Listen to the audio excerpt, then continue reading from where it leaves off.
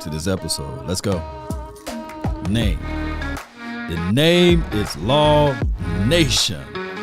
Without hesitations nor deviations to the matter, let's continue to grind to shine. Cowboy Nation, as we look back at this, the world spins and we all in it, regardless of what's happening, right? Cowboys Minicamp Watch, players versus cap plus more. And of course, the hotline for your mind, 657-390-7391. Let's go. Be sure to smash that like button. Tell a friend or a neighbor where to go when they want to tune in to Cowboys Sports Talk and beyond. Even the ice wall. What's good? Shout out to everybody that's watching. Let's go.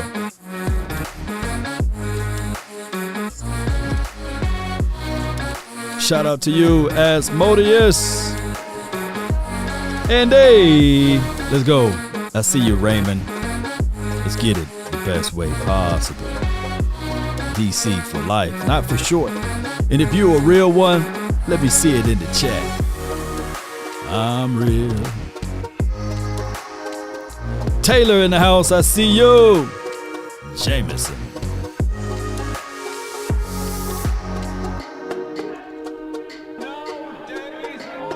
No doubt.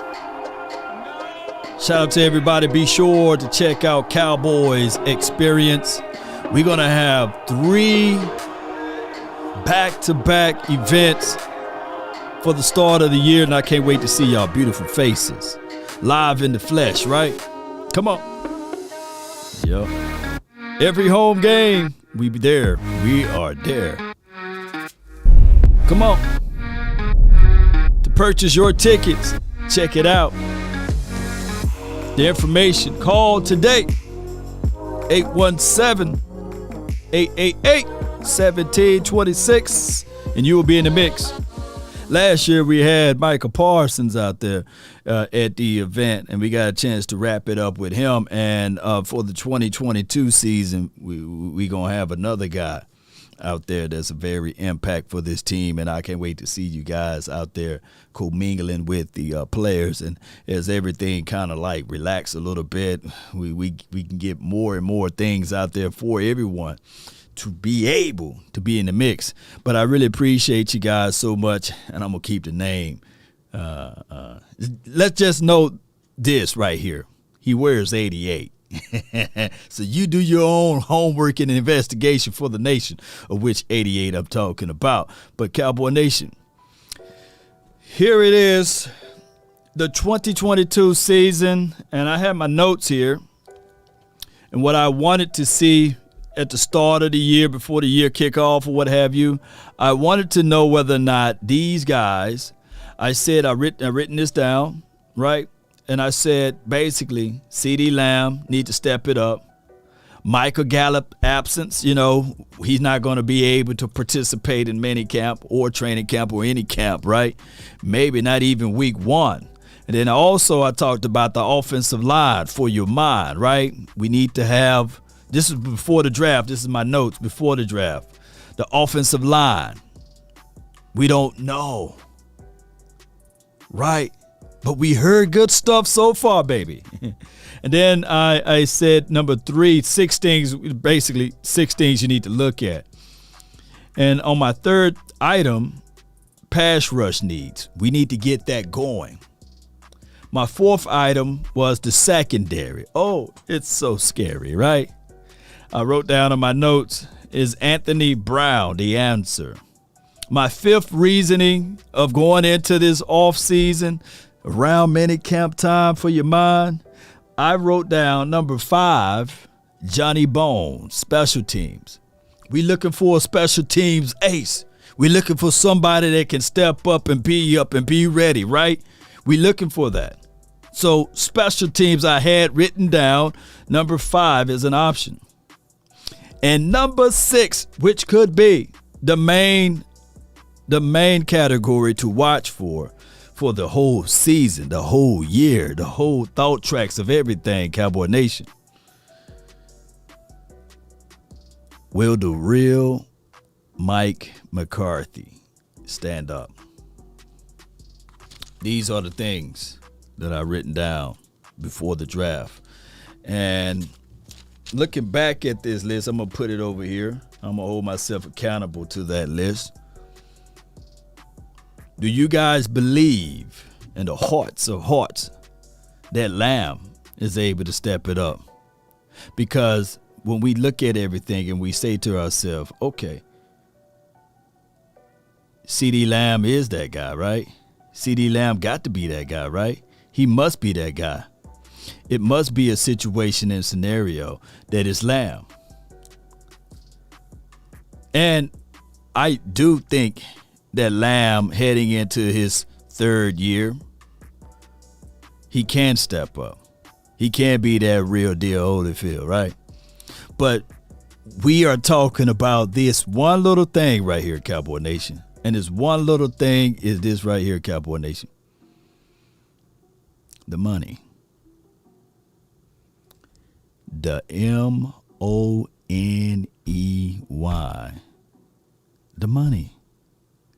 You know, Cowboy Nation, I look back at this and I say to myself, I get it.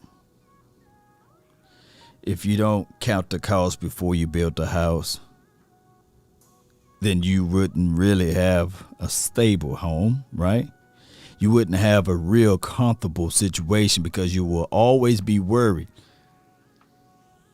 Man, I got the frames, but I'm not able to afford the sides. I'm not able to afford the roof. I'm not able to afford the plumbings. So you put everything on back burner. You guys seen that before when people go into these type of aspects of building something. So when we think of this, we would say to ourselves, all right, cool. The Dallas Cowboys, heading into this 2022 season, they are already talking about 2023, 2024, 2025 as it relates to that money. And that is, my friend, a draw for the Cowboys. It's good to have your infrastructures put into place. It's good to have your thought track, your mindset to say, all right, cool. We got us a wide receiver.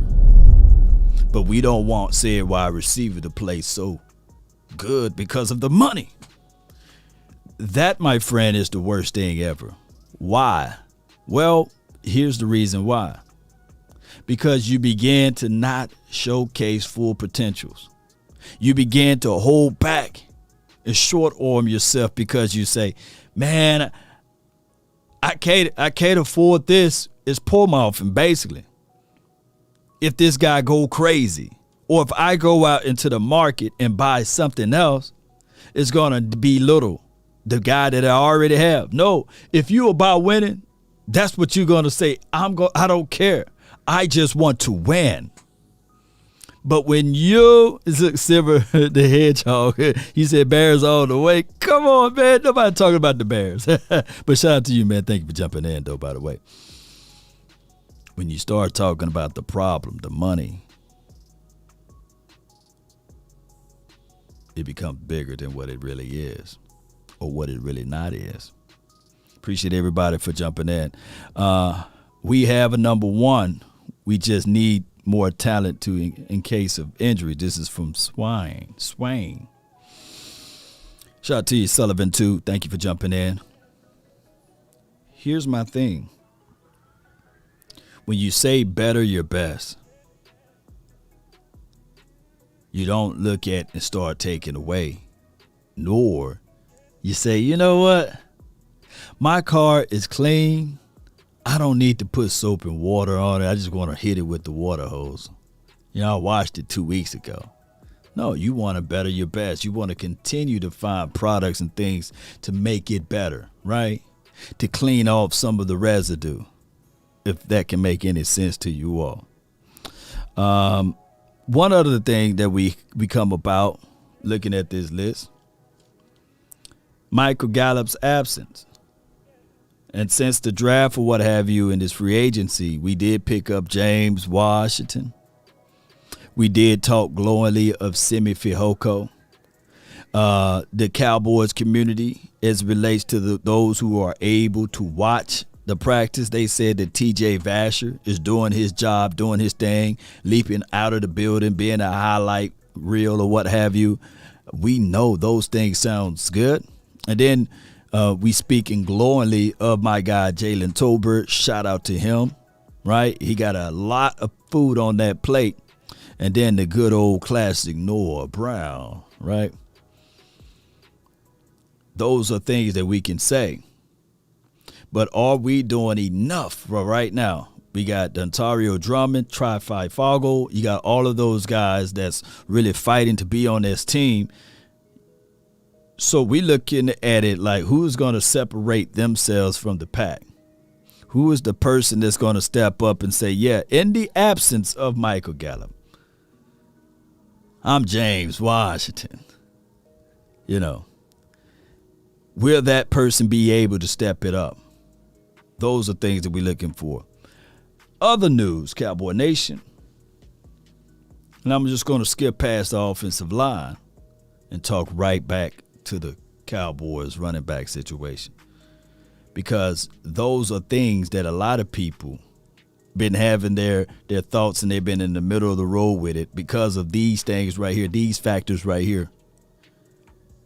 You got a running back that's getting paid big money, big coins, right? I ain't talking about bitcoins. And you don't have no production as it relates to multiple playoff wins out of it. Nor do you have a Super Bowl. But people talk about the running back all the time, saying that, hey, you can bench this guy and just elevate Tony Pollard. But let's listen in to these guys right quick, and they're going to go over this situation, and I'm going to give you my thoughts on it. Some touches, Kev. Listen, this is a no-brainer. We saw how explosive Tony Pollard was last year with the ball in his hands. And I got mad at the offensive coordinator for the Dallas Cowboys, Kellen Moore, for not getting them touches. And this ain't just handoffs. Get him the ball out of the backfield, throw it to him, get him in space, and let him make plays. This is one of the simplest things that needs to happen in the NFL this year. Kellen Moore, hope you're listening. Get the man some more touches in any way you can because he's explosive. All right, the biggest storyline, I think. All right, so that was Swagoo on Get Up, or Good Morning America, or Get Up in the Get Up on ESPN. What if I told you, like Ripley's Believe It or Not, we've been talking about this running back situation for more than 3 years now. It's going on to his third year. I believe it's his fourth year, going into his fourth year. We've been talking about this since Tony Pollard entered the scene. Get Tony Pollard more touches or carries. Let's help alleviate some of the carries for Ezekiel Elliott, because in our right mind, we've seen this happen before. Running back get used, burnt down, and then this production drop or what have you. The first thing they do is cry river. And we've been saying, his rookie year, Tony's going to get more carries, more totes. They're going to get more creative. Then that passed away. And then the second year of Tony Pollard, hey, they're going to get more creative. He'll get more touches. He can get more carries. That year went by. And then third year, hey, man, we're going to give him more touches, more carries. Oh, he led the league in yards per tote or what have you. And then he fooled around and fell down to the second. So the second in overall yards per rush or per attempts or what have you, average, and that's Tony Pollard. I think it's 5.5 if my memory serves me correct. We've been talking about this. My thing is, and I tell people this all the time, people do what they want to do. People do what's comfortable to them, right? You can try to say things all off season. These are the things we're going to attempt to do. These are the things that we are going to get back to doing. But when that pressure and that heat is turned on, 9 times out of 10, you go back to customizing or you go back to being what's comfortable to you, basically. Right? A turtle don't leave his shell. A turtle going to stay in his shell. A turtle's not going to say, you know what? I want to move faster. Let me get out of this shell and start running. No. In a pinch, even a snapping turtle will get back into his shell. So what I'm trying to say is Kellen Moore is Kellen Moore, regardless of what you guys may say or think. Spread offense, slang the ball around the field, because that is what comfortable to him. Now, the aggressive style and approach to being gritty and running the rock, yes, we see spurts of that. Yes, we see things like, hey, you know, this offense can do this offense can do that. And I'm not sullying nor denigrating Kellen Moore. I'm not. I'm flat out not. Nevertheless, when you're about winning, when you're about dominating, you're going to do just that. You're not going to fold up. You're not going to change your perspective nor your point of view, right? You're going to stay true to what you're saying and what you know what can win you games. But when it's style points, when you try to do it in a certain factor or way, you slip and you fall. Appreciate y'all, man, for jumping in. Shout out to you, Hill. Appreciate everybody on the Facebook. And I thank you guys for understanding what I'm saying. This team, we got a lot of potentials. We do. We got a lot of potentials. But here's the problem, Cowboy Nation. If we continue to be that turtle and say, all right, hey, the pressure's big, let me sink back into my shell, and I'm going to let this protect me. No. Climb up out of the shell and do your thing. Shout out to you, Jet. Thank you for jumping in. And that ref, Gerard, you ain't lying. I always laugh when I see that ref hit that grass, man.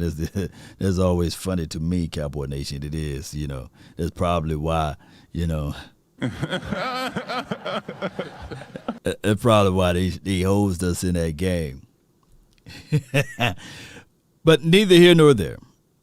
The Cowboys finished last season top 10 in rushing. Who knew that, right? The Cowboys, let me repeat, the Cowboys finished last season top 10 in rushing. I think, to be fair with the numbers there, it was ranked 8th or 9th in rushing. Anywhere, give or take, in that number there.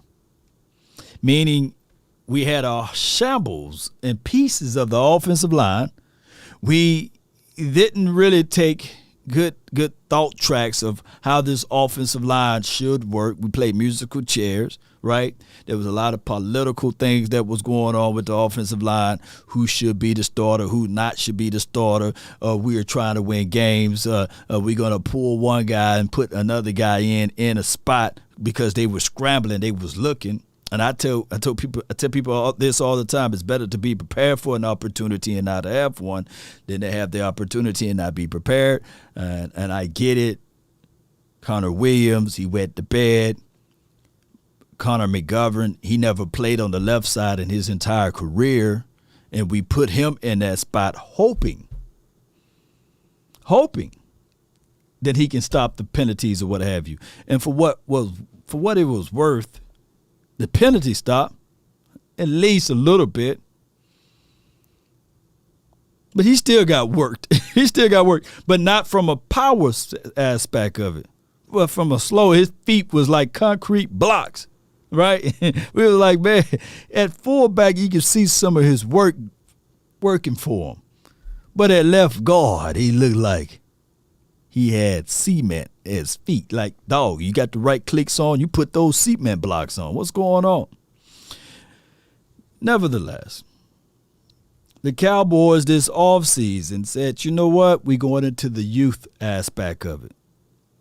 They went and they drafted Tyler Smith. For those who don't know, he had the best run blocking grade out of anybody who was drafted this past season, right? He had a 93.5 or something like that, or 93.3, give or take.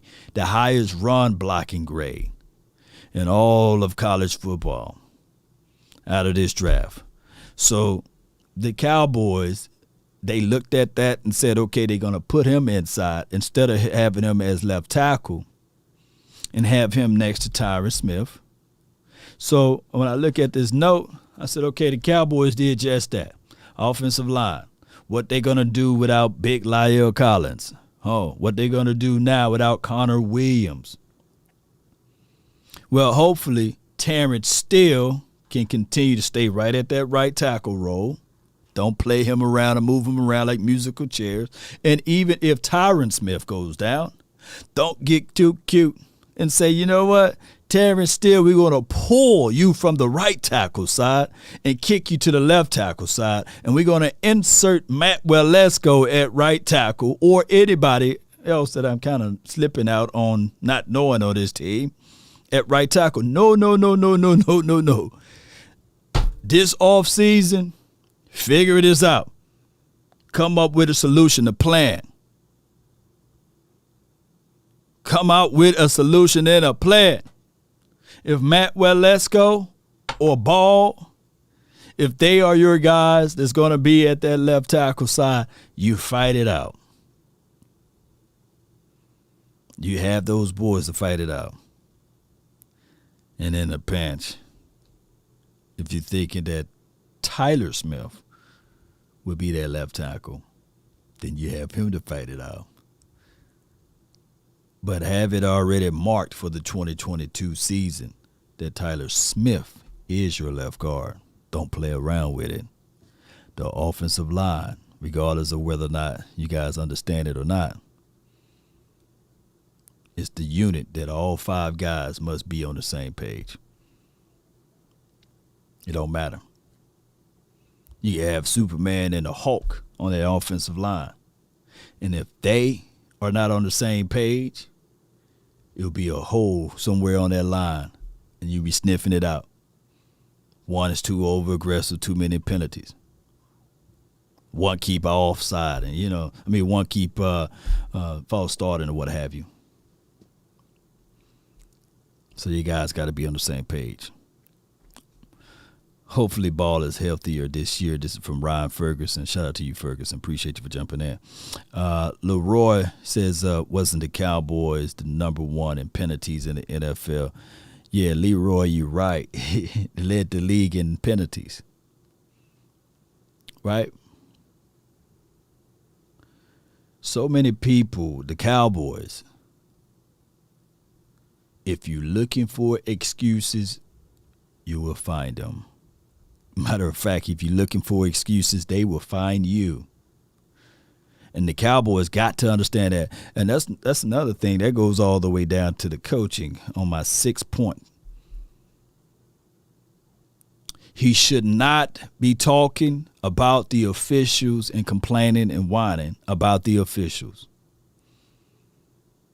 He shouldn't. Understand this, Cowboys Nation and everybody that's listening. You gotta know that, man, you got Roger Goodell against you already.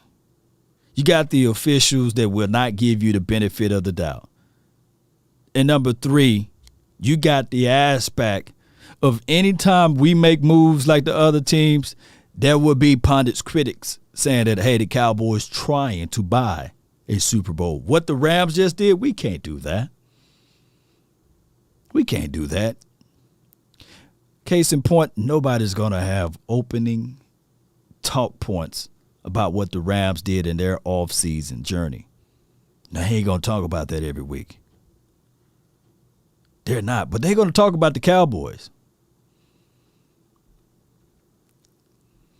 You got to, shout out to you, Money. Shout out to you. You got to really look at this thing and say, all right, we do have a disadvantage, but we do have the advantage. Everybody's watching us. Well, let's give them something to watch. You can't be out there whining and complaining about the official, not as I. leave that for us. But from a professional aspect, they're going to be looking at it like, all right, cool. We can call hold on every big play, which they normally do anyway. But if you're looking for it, you will find it, and it will find you. Can you imagine? See, people like to look at life in the world as it only attacks them and the system is against them. Newsflash. That's life when you are the unknown, right? Law, do you have any truth to that? Yeah, let me get to it. Hold tight. Let me play my button right quick. Simply because you don't have evidence that something does exist does not mean that you have evidence that something doesn't exist. You see, the world, the system that we live in is catered and designed for right-handed people. When you grow up through school, the keyboard is designed and developed for right-handed people. The scissors that they pass out, designed for right-handed people. Right? There are majority of right-handed people in this United States. Left-handed people live all through their lives adjusting to fit into the system. But everything that you do and everything that you see is built and accustomed and fit for right-handed folks. Now, just because you are left-handed doesn't mean that you can't win or you can't compete in this sad world system. Now, you can fall and crumble and cry about, hey, my cutting scissors hands is not designed for left-handed folks. My keyboard is not designed for left-handed folks. And fall flat to your faces and complain about it all the time. Or you can sit there and say, hey, I'm unique. I can benefit from utilizing my left that's fit into a world that's designed for the right-handed. Right? Instead of complaining and crying and moaning about it, you make the necessary adjustments. If anybody that's left-handed in the chat, let me know. You already know that your life is different and unique. This world, especially in these United States, it's not built for you. But you don't complain about it. You make your ways.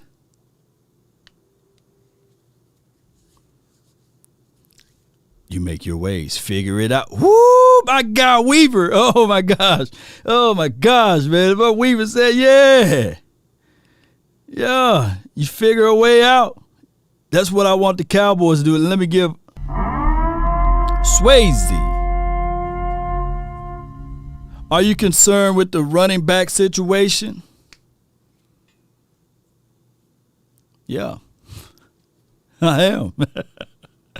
But is it a top tier? Appreciate you for the donation there, Swayze, man. It's not a top concern. Let me go. Here we go. It's not a top concern, Swayze. But it is an issue. It is a problem. Because we didn't figure it out. You see, shout out to you, Sugar Daddy Williams. He said he's a lefty.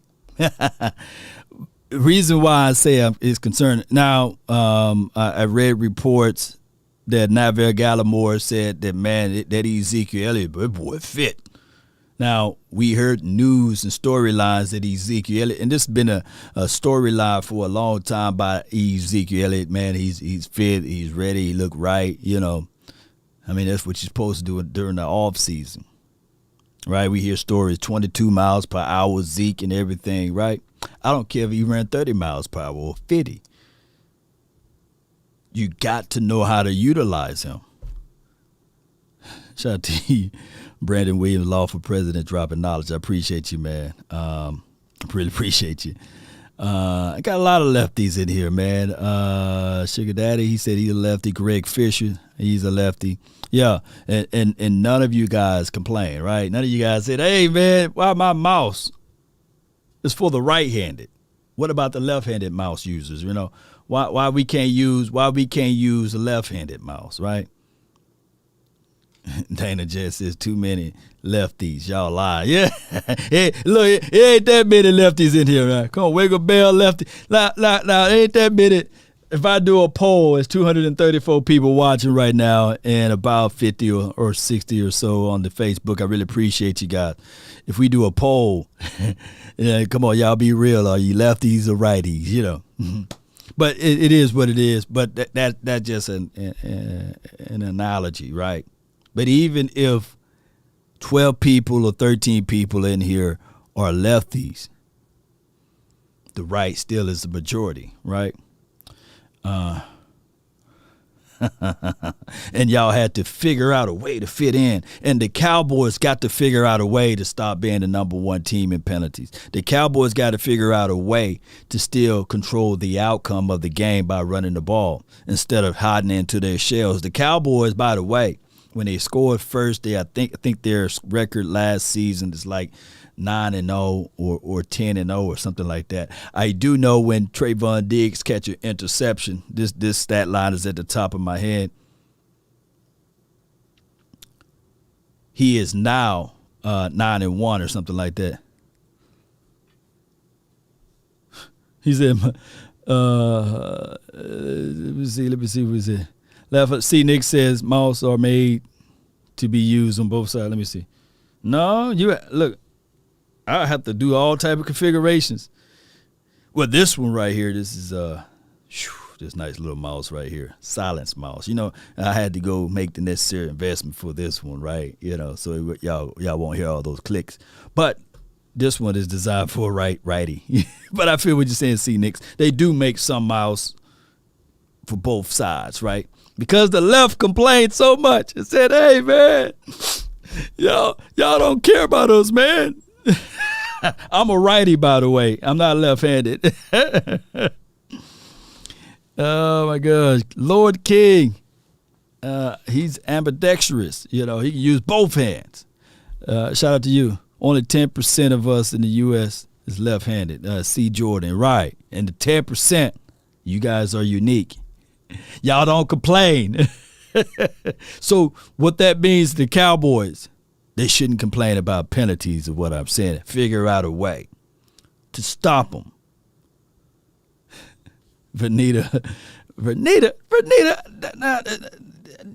you can't tell me that you got to be a dude. Is this Vernita or this is a dude? Because ladies don't talk like that. Cowboys trash. Ladies don't talk like that. You got to be a dude with a female name, right? You let me know, Vernita. Vernita, let me know. You a dude with a female name? Yo,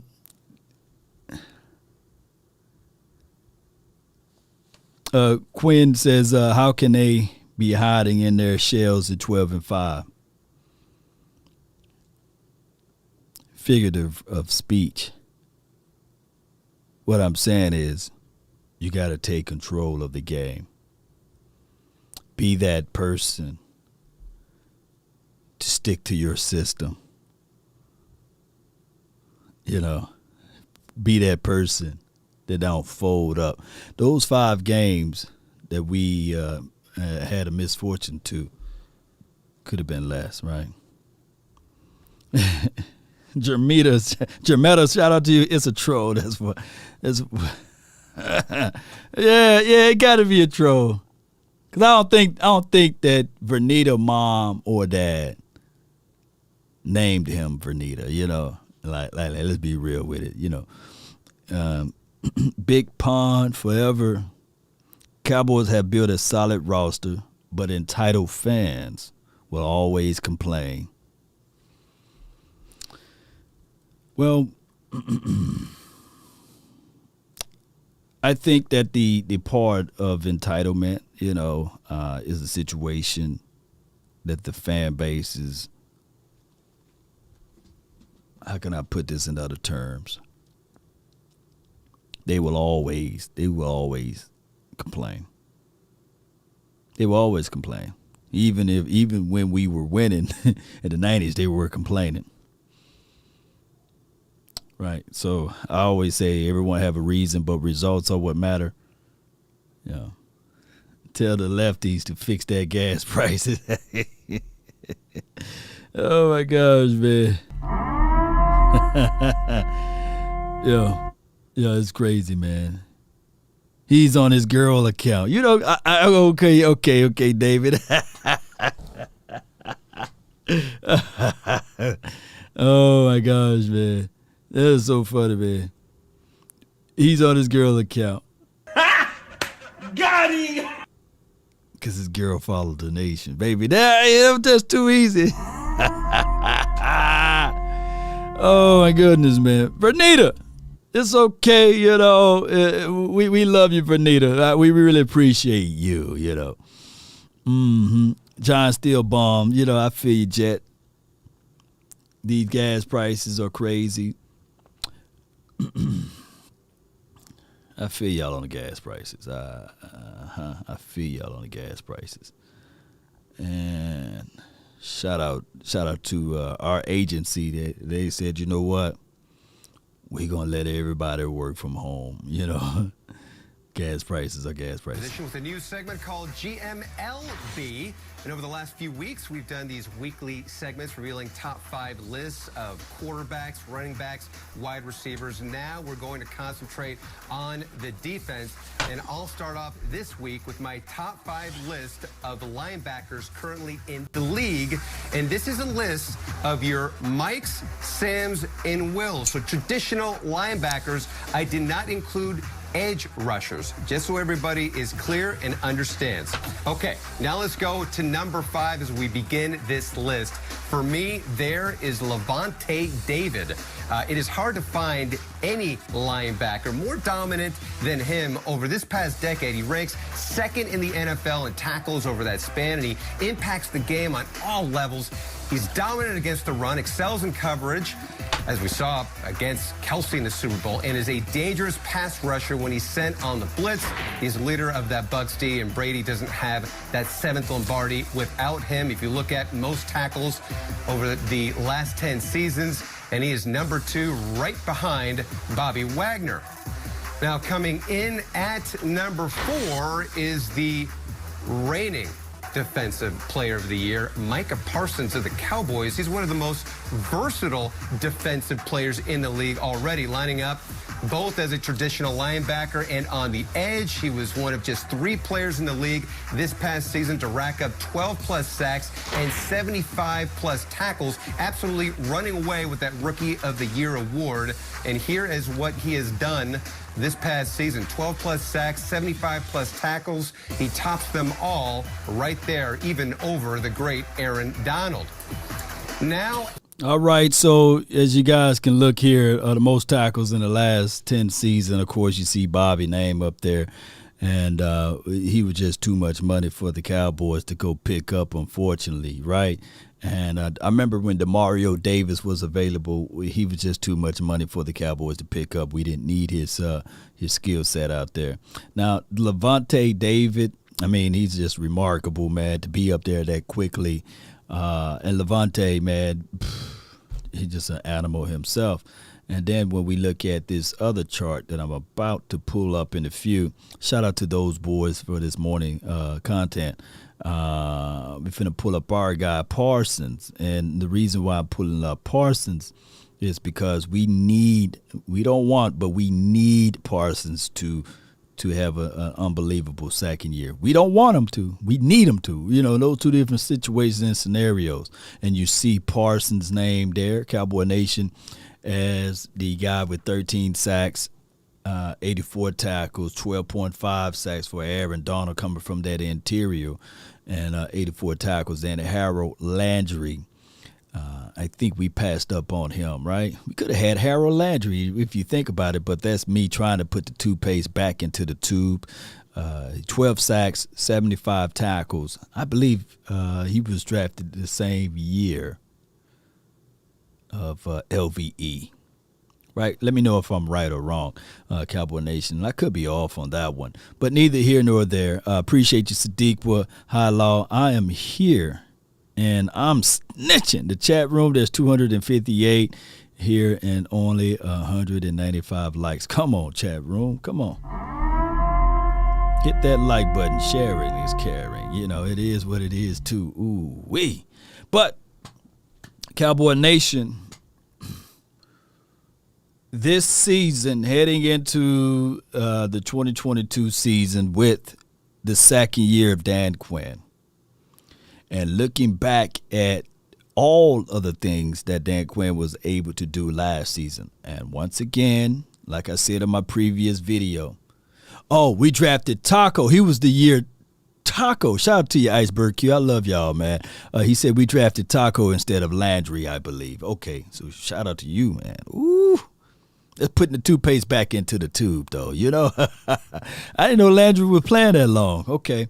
So, and of course, Darius Leonard, you know, was drafted the same year of LVE. But going into the second year, under Dan Quinn, and I'm not saying that he can walk on water, and I'm not complaining about it. I'm just explaining. Complaining and explaining are two different things.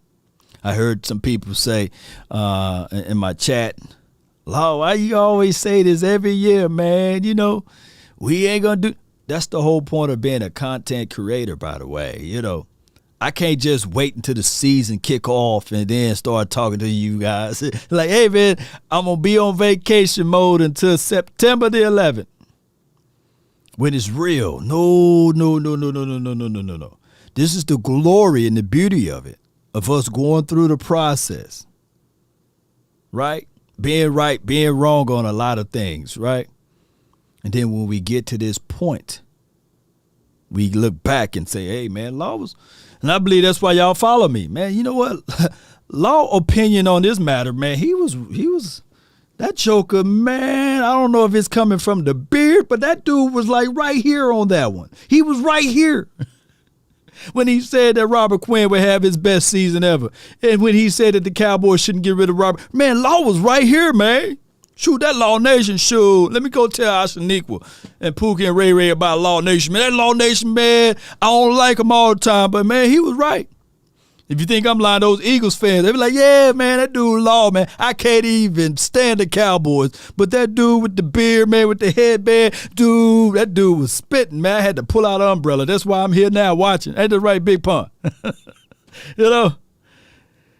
So the whole entire thing would be that. You know, nobody go turn on to the Celtics versus the Warriors and say, hey, man, let the announcers don't give the play-by-play. We just waiting for the end of the game. And then they can spit their rhetoric. No. You know. Weaver says, Law, honestly, you're the best creator out there. Man, there's so many different variations. I look at it like fruit.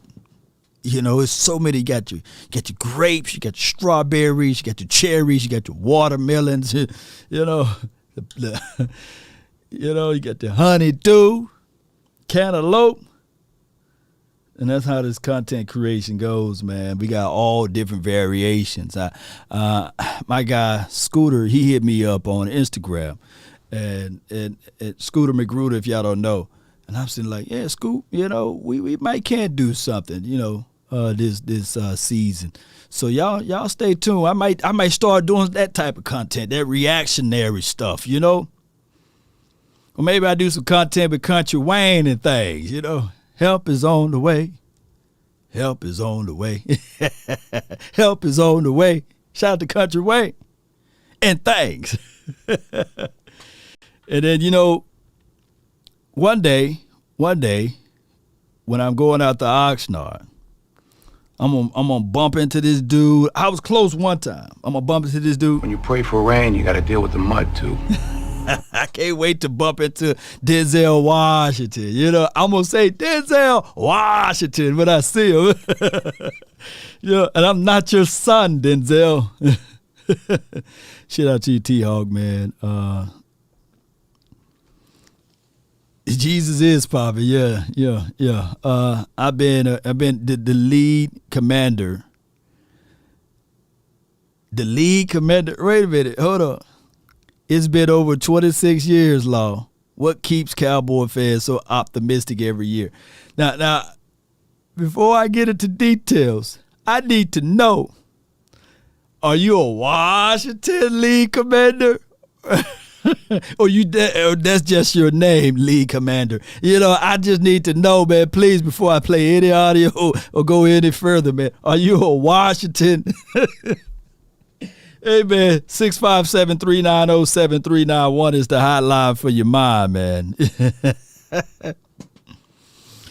Oh, my gosh. The league. How are you, though? You know, that's what my girl says, Sadiq.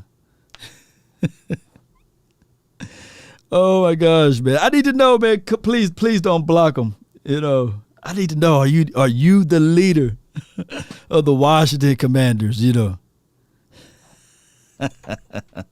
What's up, Iceberg Q? Did someone say Philly 500? Shout out to Philly 500. He's a good guy. Philly 500, Lord Bronson, those are good guys over there for their communities. If I were to rank them, I have Lord Bronson, Philly 500, and I think it's Philly. They got a Philly Fan Talk guy. He's really good too. A Philly podcast. He's really good too. So, and not to leave out any of the Philly people, man. I really appreciate them. And Bird, what's his name? Bird Gang 31. He's really good too. So, man, the community is always strong, and I love the content creators because it's difficult on all sides, not just a few sides there. All right, so we got 251. You're live. What's up, Law? What's up, man? Talk to me. All right, I'm up out of Mobile, Alabama, man. I'm Rudy, man. Rudy, okay. I see you, man. Yeah. Rudy, man, what's been going on over there in Mobile, man? Just working every day, man. Yeah. So that means that means you know a lot about this South Alabama kid, man, by the name of Jalen Tolbert, right? Well, actually, right now I'm driving. I'm probably like 4 miles away from South Alabama, and I live like 3 miles away from it.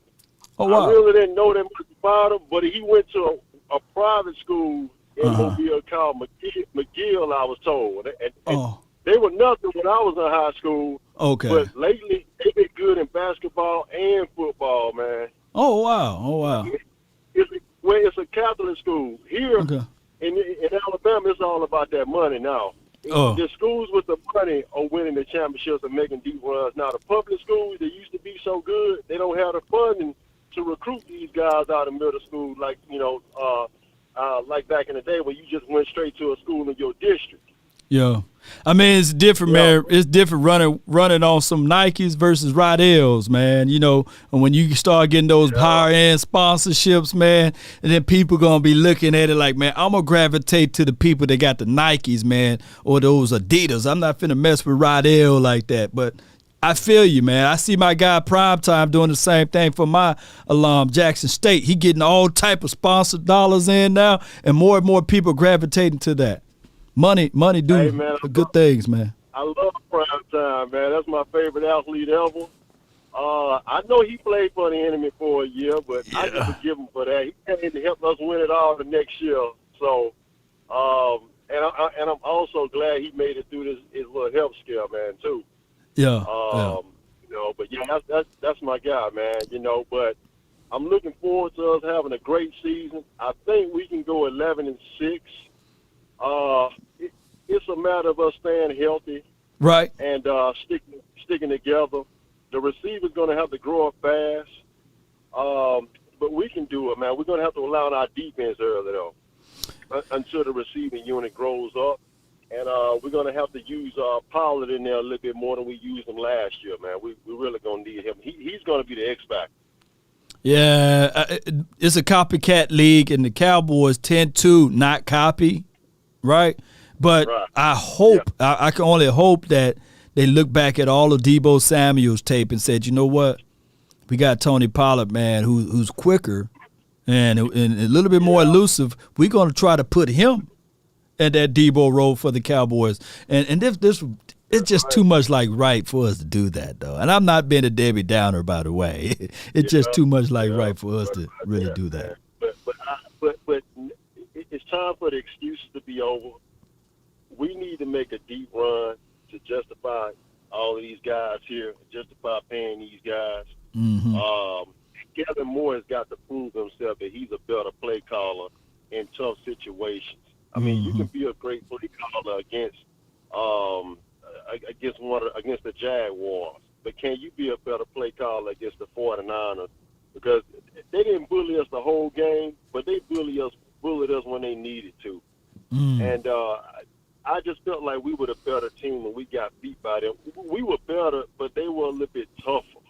Yeah, they had that tough mentality, and that's one thing that we were missing. And guess what? You lived to see it in 1994. Right. We got beat down by the it was a PI, but we got beat down by the 49ers, and the next year we went off to the Super Bowl. Absolutely, man. So I really think we can win at least one playoff game. I don't think we're a Super Bowl team, but I'm hoping for 2 playoff wins, and I'll be satisfied. You be satisfied, But let me say this: we Talk got to the me. 23-point-something million over the cap. Ooh, We got some sort of plan. We got some sort of plan that we're not revealing. We got a plan with this $23 million. I'm telling you, I don't know what it is, but we got a plan, man. I hope that we do something responsible with that money, and let's not just sit on it, and thinking that it's going to grow that way. No, you got to get out there and get somebody that can help. Absolutely, man. And so I believe we can get somebody, but I know you were talking a day or two ago about DK Metcalf, and you would like to make a move for him, but not for a first or second law, maybe a third. I would be willing to give up a third for him because, if he plays fairly well, now you're going to probably have to sit down and think about paying him. So I'm not paying a first or second round pick, and I got to get this guy, I don't know, maybe $16 million a year. I'm not doing all that. No. $16 million a year would be a steal. I think his camp is talking about $24 to $25 million. Nah, he's a good receiver. He ain't that dude for real, guys. He ain't. Hey, Jamar Chase has been in the league 1 year, and to me, he's a guy I would pay him whatever he wants. Jamar Chase, and guess what? Deebo ain't Jamar Chase. He's bigger. He's probably just as fast, but Jamar Chase is a faster, better Anquan Bolden than me. And I would give him whatever he wants.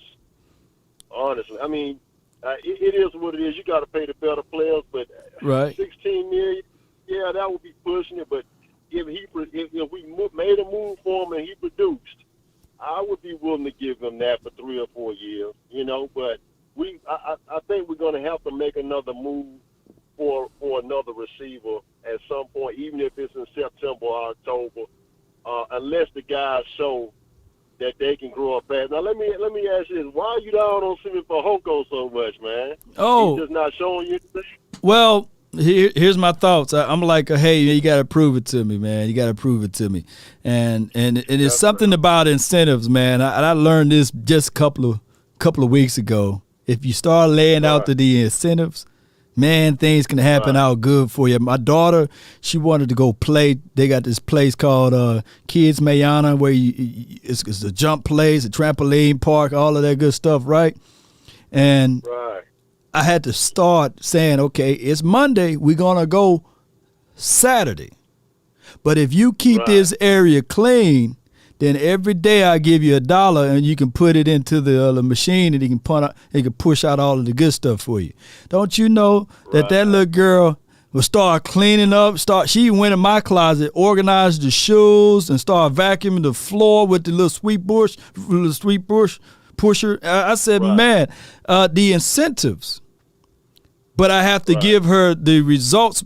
I have to give her the things because of her results. And my thing is, as far as Simi Fehoko, He got to start cleaning up some stuff, cleaning up his routes. Yeah. Let me see him in blocking. Let me see him get to the third level, what have you, or the second level. Those are things that I'm looking for because he is fast. He's fast. He's 4.3 guy. But I need to start seeing something before I start awarding him. And I can't say, well, I'm going to take him to the trampoline park without seeing it, if I can make that as an analogy. You know what I mean? Yeah. So he's going to have to work for his playing time. He's going to earn everything he gets. Right. But we should win a division, barring anything crazy happening. But I'm going to tell you about the Washington Commanders. Talk to me. With what that defensive coordinator said last week, as soon as it goes bad for that team, that defense is going to quit on him. What did he say? I know he said something out of the line, but I didn't really even have time to play it all. To the effect of, well, why y'all upset about a little dust up at the Capitol, making light of that, and then he wanted to flip it to the George Floyd situation, how the people rioted after that George Floyd situation, how some people rioted after that George Floyd situation. As soon as that team is 3-5 or 3-6, that defense is gonna turn on him and quit on him, man. Oh wow! I'm telling you, they don't like what he said, man. Oh they wow! Don't like what he said, and guess what he said wasn't right, man. Ooh. He should have kept his mouth closed because that goes to show you he's okay with one particular type group of people doing something, and he wants to hold another group of people accountable. Come on, hold everybody accountable. The people who had the insurrection going on at the Capitol, right, and the people who rioted wherever they rioted at. Hold them all accountable, no matter what color they are. If they're wrong, they're wrong.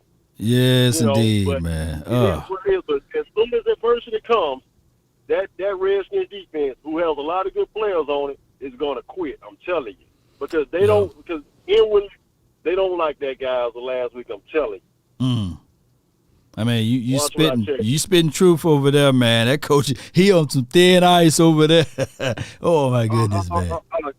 Jack Del Rio, and you know what? Cowboy guy. Del Rio, he played for the Cowboys and the Niners for a little bit. Isn't Del Rio a Latin last name? Aren't you a minority too? Yeah. You want to talk like that? Ooh. You know, I mean, I know he's some type of. I know he's a white Latino. So guess what? He thinks he's white. No, you're a white Latino, bro. Yeah, he gonna have some problems, man. He gonna have some problems, man, because people are looking at it, you know, like, dog, man, look, you didn't have to say that, man.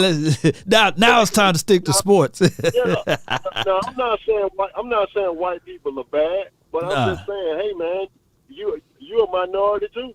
You know, that's all I'm saying. You gonna speak like that. You know, so, but it is what it is. But I think we can have a very good season, but I'm accepting no less than 2 playoff wins this year. And I got to excuse Dak for last year.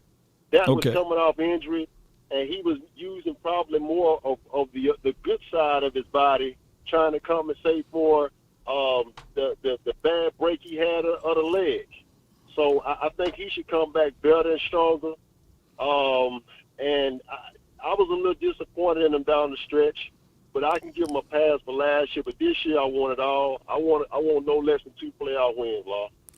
Man, you on my rhythm of the world right now, man. I need Dak Prescott to get some playoff wins under his belt. I'm tired of the people saying 1-3 in the playoffs, Law. You know, so come on, get some records under you, man.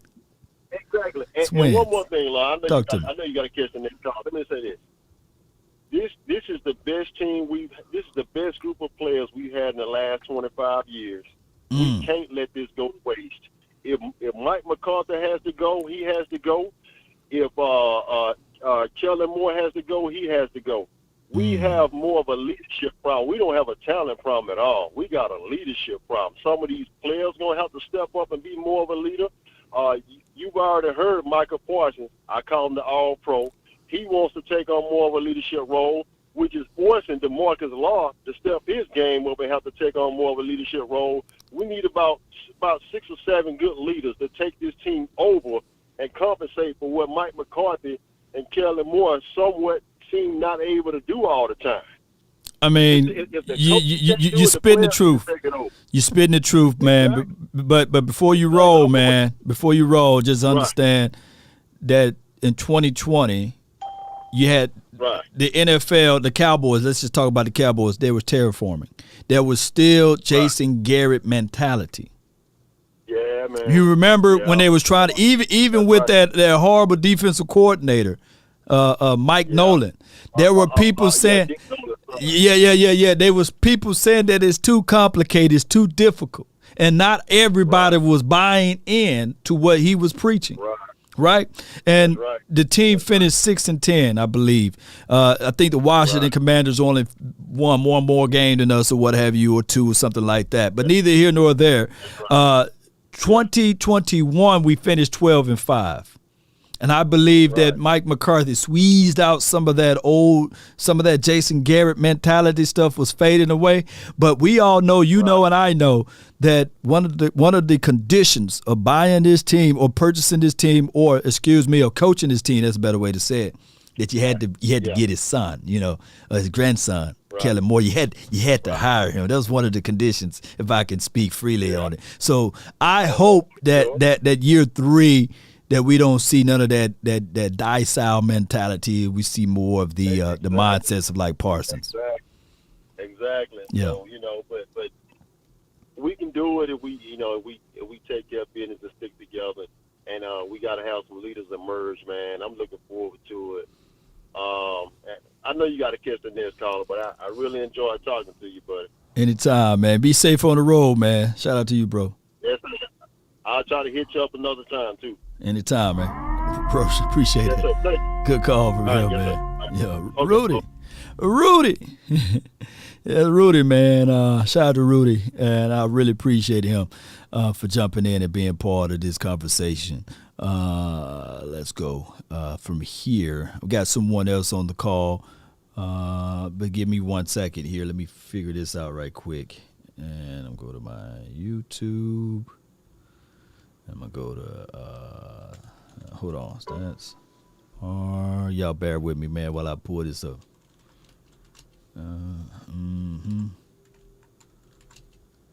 Dallas, Law Nation. Hold on, give me 1 second. I got to talk to myself. Sometimes you got to talk to yourself when you're looking for something. Yeah, I found it, baby. I found it. Okay. Let that load up right quick. And then we're going to pencil this around because I need to have this for context. Boy, my beard was looking good then, boy. Hurry up, computer. Hey. Here we go. All right, so I'm going to let this caller. Hold tight, Tyreek. Let me pull this one in so we can get this for context, man. Come on, we're right there. Boom. Let me know if y'all can see that. Yeah. Okay. All right, so we're going to find a middle ground in this thing, okay? So I'm looking at everything from A to Z. If this season started off just like, I want to say, was it 08 season or 09? One of those seasons, whereas we would work. A minute. Fast forward. Everybody to come meet me. This is no look at Jerry Jones. How warm and sunny the future felt last August as the Cowboys walked through the last snaps of training camp. Even here in California, fans throng the sideline to touch the Cowboys star. Absolutely, baby. You're the man. Jerry Jones is the only owner who is also a celebrity, and he's one of only 3 owners who actually runs his team. Jones is the general manager. He picks the players, hires the coaches, runs the business. He earned 3 Super Bowl rings doing that. Hey, y'all, listen up to that. Listen up to that. Hey, he picks the players. He runs everything. Of course, this is before Will McClay's era, but you guys get what I'm saying, right? It's old video. Preseason, he told us how he liked his chances of slipping on a 4th. What do you see out here? One of the best teams on paper that I've been associated with in 22 years. Hey, we heard this before time and time again. Like I said, in Dallas Cowboys land, there's really nothing new under the sun.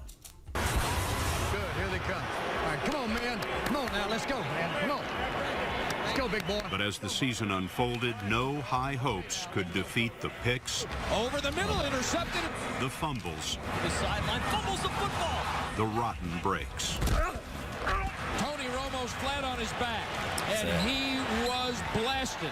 You had the #1 offense in the league, the #4 defense in the league. Why can't you get the ball past the pylon? Stats are for losers. Wow. They relish in them. The stat is the score. And when you don't win that score, nothing good happens. It's a bottom line game. Have we gotten too full of ourselves? Possibly. Hey, like I said, nothing new under the sun, but let's listen back to what Jerry Jones had to say, man. Hey, he was talking about the stats. He says for losers. And then on top of that, listen to what he says. Because this team that we're looking at in 2019, everybody's saying, oh, this is the most talented team we ever seen. I said, wait a minute. I've been saying, I've seen more talent on this team before. And this is what happened. You had the #1 offense in the league, the #4 defense in the league. Why can't you get the ball past the pylon? Stats are for losers. You see what I'm talking about? So that's why I want to tell people, man, stop saying that, you know, that we can do this, we can do that, and this will happen and that will happen. All I can tell you guys is nothing new under the sun. We heard this storyline before that this team is this team got a lot of talent. This team got this team got that. This team got this, and this team would do that.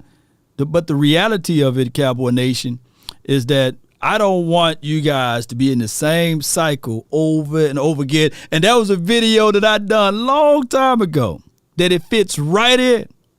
The #1 team in offense, the #4 team on defense.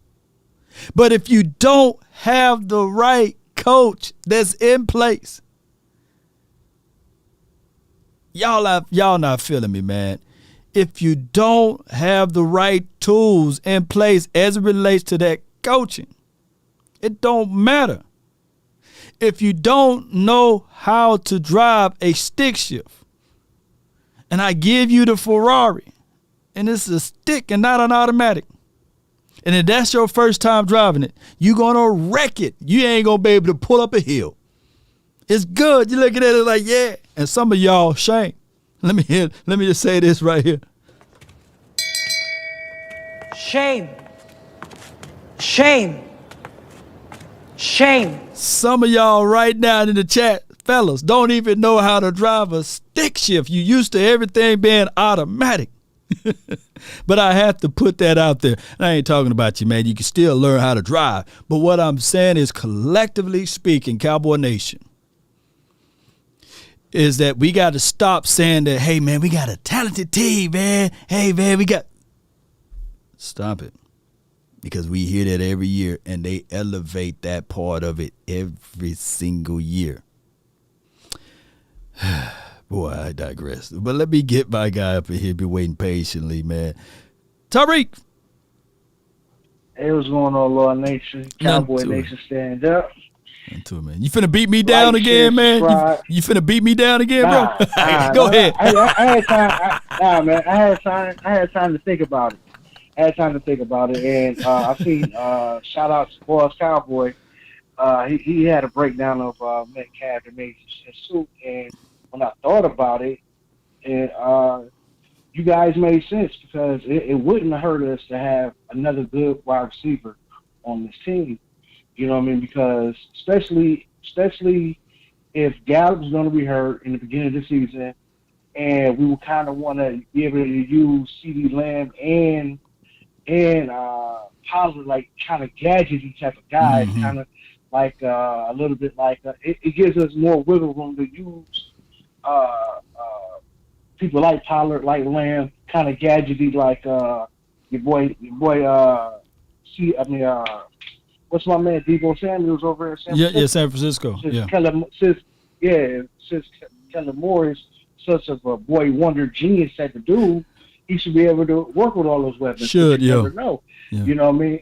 You never know if this dude, like you said, coaching matters. You can have all the tools in the shed, but if the person don't know how to use those tools in the shed, what good are the tools? You don't want to climb that hill. He around driving that stick, boy. You get up that hill, boy. He gonna be in trouble. Mm-hmm. But here's the That's thing. what I'm saying, man. Let me just give credit to my guy, man, Boss Cowboy. I watched that video. I think it came out a couple of days ago, but I watched it last night. And I was like, boy, it should have 50,000 views on it, because he was literally saying that it now is not about the skill set and the talent. He said it is more so about the money now. Yeah. We was getting Cooper. People were looking at Cooper. I ain't paying $20 million. That's a steal now, right? Amari Cooper, $20 million a year. That's a steal. Yeah, it is a steal, man. But my thing is, I think what sold me on him is that the dude don't get hurt like that. Oh yeah, he don't get rarely hurt. Yeah. You know what I'm saying? He's very durable. He's rarely hurt. And we've been having a problem in Dallas with some of our top guys getting hurt a lot, and it shows on the field when we need them.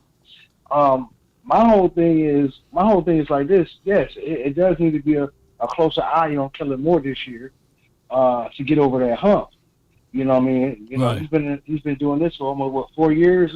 This is going into his 4th year now, and his first year was 2019, so he's going into his 4th year now. Kellen Moore, we all think the world of him, but it's time for now the rubber to meet the road, and we got to have something sticking, like have a legitimate philosophy in place, and on top of that, do something to get your playmakers the ball. Tony Pollard, we keep hearing that Tony Pollard is like this dude that can do all of these things, but let us see it. Yeah, because not to cut you off, man. No, you good. At the same time, just like your brother, your twin brother is a San Francisco fan.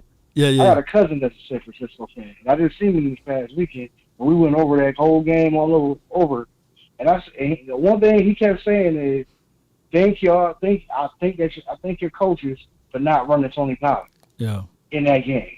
Yeah. He said because Tony Pollard the one tore us up a year ago. Mm-hmm. You know what I'm saying? So he's like, yeah, thank y'all for not running. I'm glad Dak had to run the ball. Throw the ball, and I'm glad Ezekiel Elliott with that one leg had to run on us. He's like, y'all basically gave us a game. We did. Like, should have took us out. Yeah. Should have took us out when Bosa went down and Warner went down in that game. Mm. We should have took the game, man. That was our game to take, but it did, like, stuff like that. It takes coaching. You know what I'm saying? Better coaching would have got us over the hump that game. You know what I mean? Especially on the offensive side of the ball. And that's what I really believe. And I feel like, this is my last thing I'm going to land this plane. Like the last caller said, yeah, I got to lay off of Dak for last year because Dak went through a lot of stuff last year. Right. I mean, as far as family members and coming back from an injury, and you know what I'm saying, just, you know, going over certain obstacles and hurdles. I give him that. Right. Last year, cool. At least we made it to the playoffs and we had a good record. I give him that. But this year, I can't give him that. He can't. The kid's gloves got to come off, man. Yeah. He has to show that he can get over the hump, man. You know the one thing that I can say that I feel like Dak should go back and do some research or really sit down and talk to this dude, Troy Aikman, because Aikman said something in an old video that stuck out to me about the Cowboys back then. Is when Jimmy Johnson was gone, and it was the first year with Switzer, and he felt like Switzer wasn't the same dude he met when he was in college, because when he was in college, Switzer was a no-nonsense type of guy. Right. You know what I'm saying? But when he came to the Cowboys, he was letting players get away with being, you know what I mean, just doing whatever they wanted to do and being lazy and just doing certain things that they wanted to do instead of just yelling at people, kicking people off the field. You know what I'm saying?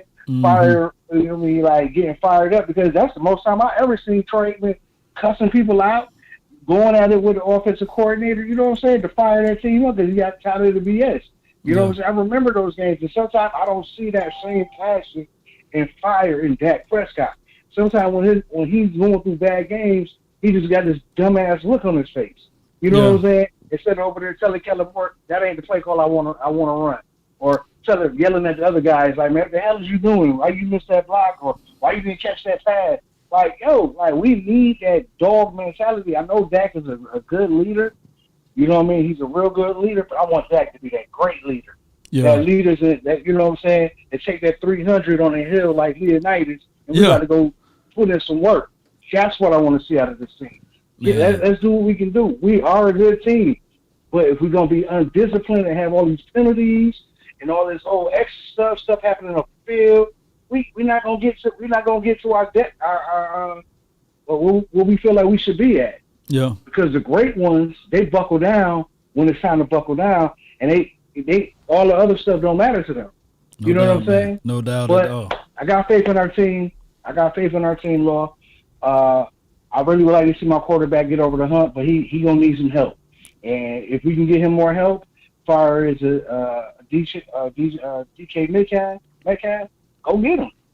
I'm ready to go. I'm ready to put all hands on deck, man. Do what we got to do to win this, man. Yes, indeed. Before you roll, I just want to tell everybody, man, just because you may think he can't run every route on the tree, we don't use every route on the tree, by the way. And here at Cowboys Land, we don't use every route. We don't use every route. It's about 3 routes that the Cowboys use. So stop looking for a nuanced route runner because we only use about 2.5 routes. I just wanted to say that, man, for everybody who say, hey, man, he's not a route, but he is a 4-3 guy. Yeah. Yeah. So all they got to do is go back. All they got to do is go back to that tape when we played Seattle and Diggs was a rookie. And see how fast DJ Metcalf was running down the field and the ball was in the air. Yeah. Yeah, Diggs got one of them. He got one of them. Mm-hmm. But the other one he didn't get. He got burnt. Right. Keep that in mind. No doubt. He's a very good player. No doubt, man. I appreciate you so much, Tyreek, man. Hey, man, appreciate you too, Law. Y'all stay up, Cowboy Nation, man. Peace. Yes, indeed, man. It's a good call from him, Cowboy Nation. And who was a better coach? I want to know from here because I said since Jimmy Johnson, we only had one real coach that was here, and the resume is still being built for Mike McCarthy. I can't give him that until after this season, where I can at least gauge and say, okay, it's been 3 years. But Parcells was the best coach we had since Jimmy. But who's a better coach, Barry Switzer or Jason Garrett? I want to know. And before we go into these situations of saying this and that, we had to wait and watch Jason Garrett grow. Think about this. Barry, and of course this was with Jimmy Johnson players. He went 12-4, 12-4, 10-6, and then 6-10. And they say, we can't deal with 6-10. Get rid of him. Oh my gosh, man. Yeah, so Switzer he was the better coach. Now, as he got older and long in the tooth here, he didn't take his job as serious as he did down there in Oklahoma. You know, he's a Hall of Famer coach over there. You know, let me pull up his resume, man. And this is his resume, Cowboy Nation. Let me go all the way to the top. Long resume. Barry. Shout out to Barry. 157-29-4. Regular season 40-24. 5-2 in the playoffs. You know, that's a good record for playoffs right about now. 8-5 in bowl games, but we stroll all the way down. Of course, you see that in Oklahoma. You know, 10-0. 11-0, 11-1, 9-2, 10-2, 11-1, 11-1, 10-2. And then he had a dry spell in the 80s right here, 81 through 83. But even then, 74, 8-4, 8-4, and 84, 9-2, 85, 11-1, 11-1, and 87, and 88, 9-3. And they was about tired of him at that time over there. But then when he got picked up for the Cowboys, because they knew each other, you know, Jerry Jones knew Barry. 12-4, 12-4, and then 10-6, 6-10, and Troy Aikman just got fed up with him. But at that time, long in the tooth, Barry, they was looking at it like, man, this wasn't the same as Jimmy, and they had to win in spite of his coaching, what have you. But it is what it is. Much more accomplished than the Clapper. Yeah, so what the Cowboys tried to do was they tried to take the inexperienced coach, let him go through the growing pains, and said, okay, we got the talent. Well, I just played the clip. Number 1 in offense, number 4 in defense, right? It paraded around like, hey, man, this team is going to win the Super Bowl. But like I used my analogy earlier, some people, man, if you give them a Ferrari, they couldn't even pull it out of the driveway because they don't know how to drive a stick, right? Get crazy when it's time to pull up the hill, you know, blow the clutch and burn everything up, you know. And here's before I let the next caller in, I want to tell people, just because you go out there and get things, right? And I'm banging on the table saying, okay, yeah, we need another explosive guy, not just on the offense, another impact guy on the defense. Maybe we do. But when you upgrade in that, you also, if you get a bigger engine, you know you got to change out the transmission, your draft shaft, all of that stuff. Those things got to be changed out too. But I got a bigger engine, right? The assembly of everything got to be changed out. But for most teams, just because you get the upgrades doesn't mean that you are capable of handling what you're getting upgraded to. And my whole thoughts of this is, yes, I do like the notion that CeeDee Lamb would take over as the number 1 wide receiver. But he better be ready. He better be ready for it. All right, so let's go to this person been waiting over here patiently. And 562, you're live. Yo, what's going on, Law? How you doing today? Man, I'm well. I can't complain. We're just talking about Minicamp and everything else. What's good? I just want to, add on to that little analogy you had about you get a bigger engine, you're going to tear up that rear end with no problem. Right. No differential in the transmission. You just going to throw that big block in there. You still got to set up for a small block. Oh, bro, it's over. Ooh, I'm talking your language now, man. You sound like a mechanic over there, man. A little bit. And to answer your question, who was a better coach? A lot of people going to hate me, but I say Coach Clapp. And the reason why, Barry, he only did all that with Jimmy Johnson's team. Right. He didn't draft. He didn't build no team up, no chemistry. He just came in. I got it. And talk about we did it our way. Yeah, you did it our way because you went totally against the grain what Jimmy Johnson was doing. Right. At least Coach Clapper grew up. Yeah, we grew him. We grew him. That was my whole argument to that base, though. But go ahead. Because we groomed him. We had Wade Wilson as a head coach. I would have him as a defensive coach. That's a different story. But yeah, we went 8-8, 8-8, 8-8. But he built his team, so it's like.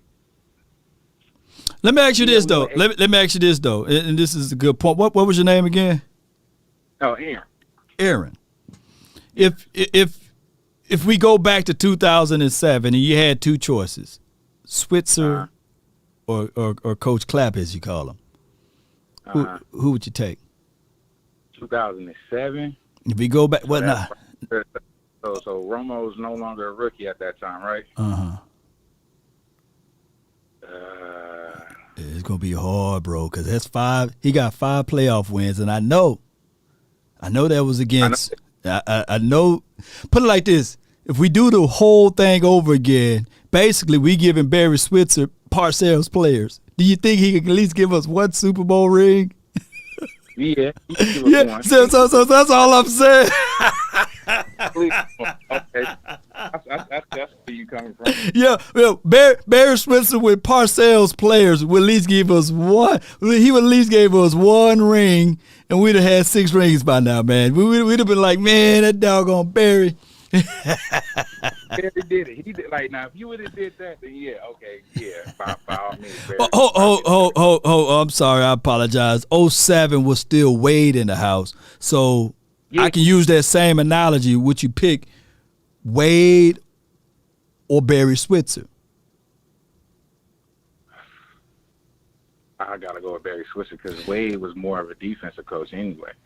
I love Wade though, man. I love Wade on the defensive side, man. So when that Denver team won the Super Bowl with him I think he was calling the plays. I was like, yeah. And then when they knocked us out, I think they knocked us out of the playoff. Was he the defensive coordinator for the Rams? Yes, I think he was. Yeah, oh my God. I said, man, that's just karma right there. You know, he won him another Super Bowl with the Denver Land or what have you, although it wasn't against us or what have you, but still he lifted up a Lombardi trophy and then he went out and knocked us out of the playoff in the Rams. But go ahead. But no, yeah, you're correct. So I mean, so yeah, it all depends. It all depends on the optics. Optics, yeah. It's all on optics. Yeah. And then how some people talk bad about Dak. He needs to step up. Dak gonna step up this year. I got faith in him. You got to think about last year. The homie's coming off a gruesome injury, and his brother committed suicide. That's a lot on your mind. Yeah. Any less chance? Oh, I could fight through that. They lying, bro. They lying. Yeah. You gonna think about day in, day and night. So he was probably trying until he pulled that calf. When he pulled that calf muscle, he had time to sit down and think, and everything started coming back to him. Yeah. That's the hardest thing ever, man, is stopping something that's getting your mind off of it. And his mind was trying to get clear of his brother losing his brother, and then he had that calf injury. And then this fan base, man. Look, if I know I get some crazy comments, I know he getting some crazy comments, man, in his box. That base is savages, man. So it's like I don't understand. Like, yeah, we are greatness. We supposed to have 6 Super Bowls, but trust the process. How long did it take John Elway to get his first, or Troy Aikman? Wasn't it like 7 to 6 years? Yeah. Troy Aikman won a Super Bowl in his 7th year. This is Dak Prescott led into his 7th year. But Troy Aikman I think he won a few other Super Bowls before his 7th year, though. But he did win a Super Bowl in his 7th year, too. So if you want to do that, we can talk about that. You know what I'm saying? Like, trust the process. Yeah. Like, he take care of the ball. Yeah, he's opening up, throwing a deep ball, like, better, getting accurate. But you're like, trust the process. Yeah. If we got rid of Dak right now, who's out there? Would you want Baker Mayfield in that backfield? Don't say that, man. People going to be banging the table. You give Baker Mayfield these weapons and this offensive, you know how they go. Like, be logical. Like who's out there that's really better than Dak? That's not under contract. That's not it's not like locked away from their team already. Really, no one, man. Right now at this point, he's better than Derek Carr to me. I don't care what nobody. Oh yeah, man. We will see the fullness of Derek Carr this season. He got Waller. He got doggone one of the best route runners in the National Football League. Hey. Devontae Adams, and then he got a running back. Yeah, he got okay. So look, then and they never hold on before you go to that point. They never suspended that running back, by the way, who had a DUI and had a whole bunch of other crimes and charges and stuff. They never suspended that running back, did they? Y'all let me know. But see how they judge differently, man. They looked at it differently. But go ahead, man. Woo. Like when it comes to us, they always moving the goalposts. Yeah. Like, what happened when the Cowboys played that Raiders game? I was at that game in Oakland, the last game in Oakland. Derek Carr had Michael Crabtree. He had Marshawn Lynch. So his offense was nice. The defense was nice. Mm-hmm. But we ended up coming out with that win without Zeke. It sure was a game without Zeke in the He wasn't there. Dez Bryant only caught that one deep pass. You know, Dak ran it in, touchdown to close the game. And who saved us at the end of the game? The GOAT. Jeff Heath, the fumble. Jeff Heath, the GOAT. I don't care what nobody said. Jeff Heath is the GOAT. Jeff Heath's a real cool dude, man. If you ever meet him in person, man, you walk by him, he's just tall. You would never ever think that he played any football. So yeah. So that's what I'm saying, man. Trust the process. If we get that O-line back to where it was, we gonna be all right. That young offensive line we just drafted, he reminds me of a young Ronald Leary mixed with a little bit of Lyle Collins in him. Yeah, I just got to see him in one full game, man, and I can't wait. I'm gonna do my job, man. I'm gonna pump him up real good, but I got to see him. Yeah. I just got to see him in one good game, though. But I feel you, man. This was a good call, man. I thank you so much for calling in, fam. Salute, bro. Oh, it's a good call from him, man. Real good call. Let me give him one of these little horns that we do over here. And by the way, I want to bring this up before it slipped my mind. Shout out to Spot Rack, or Sport Track, however you want to call them. They did present to us the projections for Trayvon Diggs, and his APY is projected to be $22 million. So if you want to really look into this and say, yeah, I want to save some of those coins for next season or the season after next, then you can literally say, okay, it's $22 million. But on the flip side, the salary cap is projected. If all of the things go right, because I know there's a shortage on everything in this world now, shortage on corn, shortage on, gas is just crazy. None of it hit me. It hit me before I let this next caller in. Let me put my conspiracy theory out there, man,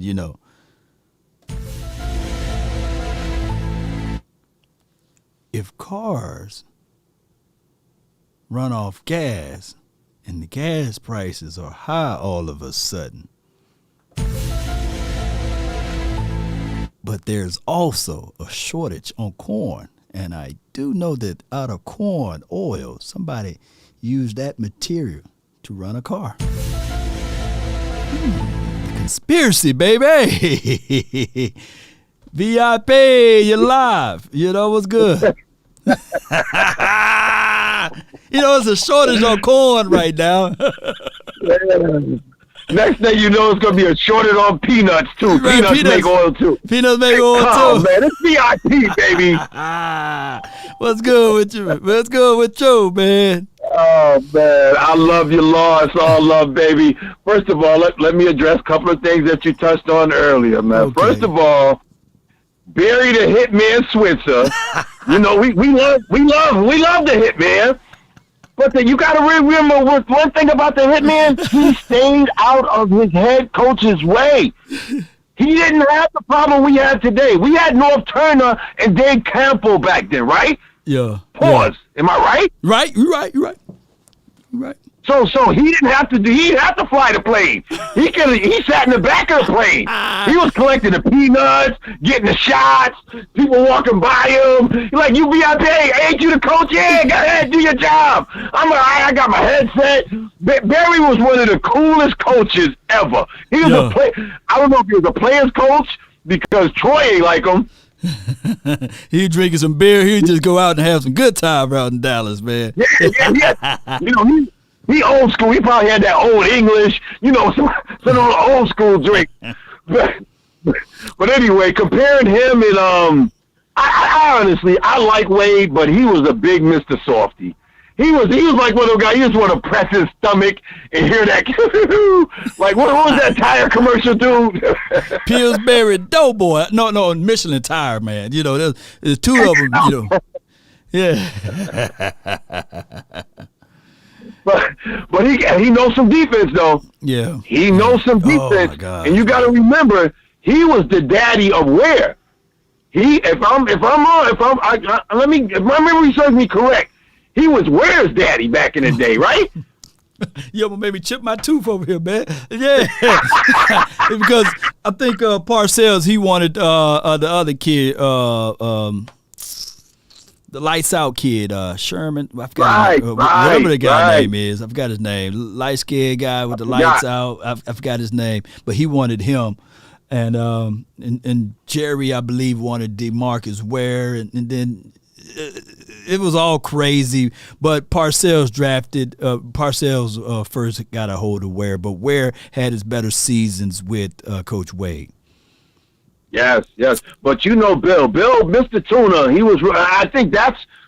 I know that's why he left, because he was big on, look, I'm the chef, I'm the HINIC, and I want to be, you know what I mean? So he was telling Jerry, fall back. And Jerry ate a humble pie for like a year. And Jerry's like, nah, bro, I can't do this, man. I got to get on the sideline. I got to be about my team. You know, that's Jerry. Yeah. That's Jerry. I mean, like it or love it, that's just Jerry. Right. So the analogy you gave about the Ferrari, I first started, my first car was a stick. Oh. So in order to get out of first people can't even make it out of first gear. Yeah. They can't even get to that hill. They can't even get past the stop sign. That hill's an SOB, boy. You get on that hill. But go ahead. So that's what our OC was doing last year. He was just coasting in neutral. He didn't want to shift gears. He didn't know how to adjust. He got to the hill. He just started rolling backwards. You know, he didn't know what to do when he got to the hill. So I'm praying and hoping that somebody taught this man how to shift gears smoothly. It's a smooth transition, brother. It's smooth. You got to a little off the left, a little on the right. You know, not too much. You got to ease it off. You got to ease it off. So hopefully our OC is learning how to ease it off. Yeah. That means get a little creative. I heard, this is just rumor, and I know they put the shade on you and told you not to show none of the practices, not to show none of the film anymore. Yeah. But I heard he's moving our people around. I heard 20 TP is even involved in some of the game plan. So I'm thinking our head coach is giving them those 49er elbows, like remember the playoffs, remember what Debo did to us. Yeah. Get creative. If we get creative with our run, we have those same run sweeps we could run with TP. It just keeps everybody off balance. If you got TP sweeping to the right side and you let Zeke is looking good too. Let me comment on that. Zeke is looking real good in our off season. So you got Zeke running that 21 blast or faking that 21 blast and letting 21 that sweep. You have the defense off balance. Now that end can't crash the way he wants. It keeps the linebackers on skates. It just keeps that balance. Now we can actually throw slants. You can't throw a slant if that linebacker is standing there in that window. In order to get him out that window, you got to be making him come up for the run. So it all balances off, and that's what comes to that easing off that pedal. Come on, you can do it, OC. Ease off the pedal. That's right. Get it to first. See? Look at it. Look at it. Yeah. Look at it. Yeah, get a. Come on, man. Come on. All I'm going to say is this year, I predict we're going to have a top 5 offense and defense, which serves up a recipe for the bowl. That's all I know. If we could do that. That's what I want to hear. If we can balance out like that, we good. Because I know Micah said, everybody's challenging me. Micah is an alpha, bro. He has brought up the level of playing to everybody on that field, offense and defense. Man, big facts right there, VIP. You watch Dak's eyes when that boy was hitting that ball. Dak was like, yo, this dude doing something. I challenged him. I heard he made a little kitty off of that, too. Yeah. Oh, yeah. Well, I do know that our boys are looking good. All we have to do is get this young wide receiver crew in line with Dak. Dak didn't have an off season last year. Big facts. Right? Big facts. Yeah, I can't complain about that. That right there will set them on another level as far as chemistry. Because that's all you have to do I was a wide receiver. So I know your chemistry, you're looking at my timing, the way my hips turn, the way I come out for break. So you know that ball is there. Before I turn my head on my break, my ball is there. Yep. So that's all the timing they have to get down. And I really have faith in our team. more than I have in our OC. So I'm hoping our OC just gets out of first gear. If he can get out of first gear, we'll be all right. Hey, he better be practicing all this off season. Practice get out of that first gear, man. That's it. Yes, indeed. That's all we need. Appreciate you so much, man. Go ahead. I'm going to be brief today because it's my little man. You know, I'm a single dad. It's our first day of summer. I'm enjoying our first day of summer. We don't have to do the school no more. Yo. We are free. Free at last, free at last, God Almighty, free at last. You gotta have it, free at last, free at last. You gotta shake it a little bit. Free at last, free at last. Thank the Board of Education. I'm free at last. Yes, indeed. Hey, man, take them somewhere fun, man. Water slide. They got kids parks, man, where they got the indoor facilities, man. Facilities, especially in well, you're not in Dallas, you're in Carolina somewhere, right? Yeah. No, I'm actually, I'll tell you, I'm in the New York area, baby. New York don't worry, area, we coming to Dallas. Okay. We coming to Dallas. Don't worry, we don't got them bouncy houses. You got to be safe at our bouncy houses, bro. You might get. but shoot, they got an indoor bounce house, man. How old is your son? Yeah, he's 13 now, so he's actually going to summer camp. He ain't gonna want no bounce house. They got a nice little spot. They got a nice little spot in the colonies, man. It's like a laser tag spot, man. He would love that. I'm gonna get you the name of it, man. So when you come down, be sure to check that spot out, man. Line me up, because we coming to the game. We gonna do that whole little pregame with you. We just trying to figure out which game we're coming to. I don't even want to have think about who we playing because I have confidence on. I don't care who we playing, we winning. So I'm not even looking about what's the good matchup because whoever I show up for, we scrape and play. I hope it's Philly. I really want to come to the Philly game. When do we play Philly, Law? Can you look that up? Oh, my God. So I can start getting my schedule. I know we played on the 6th game or something, right? Let me see if I got a schedule right here, man. No, I don't mean to put you to work. No. That's okay, man. I work for you guys, man. You know, we play them week 16th here. So I don't know what date that is. Y'all gonna have to help me out in the chat. That's what the family is for. Y'all help me out in the chat. I just know it's week 16th. I don't know what date that actually is, but y'all help me out in the chat. Okay, yeah, but it's week 16. Boom. Week 16. Yeah. Oh, that's at Eagles. No, I'm not. I'm no. Okay, I see it 16. Yeah, week 16. Right. So that's got to be like November. Lord King says, write this down, y'all. December the 24th.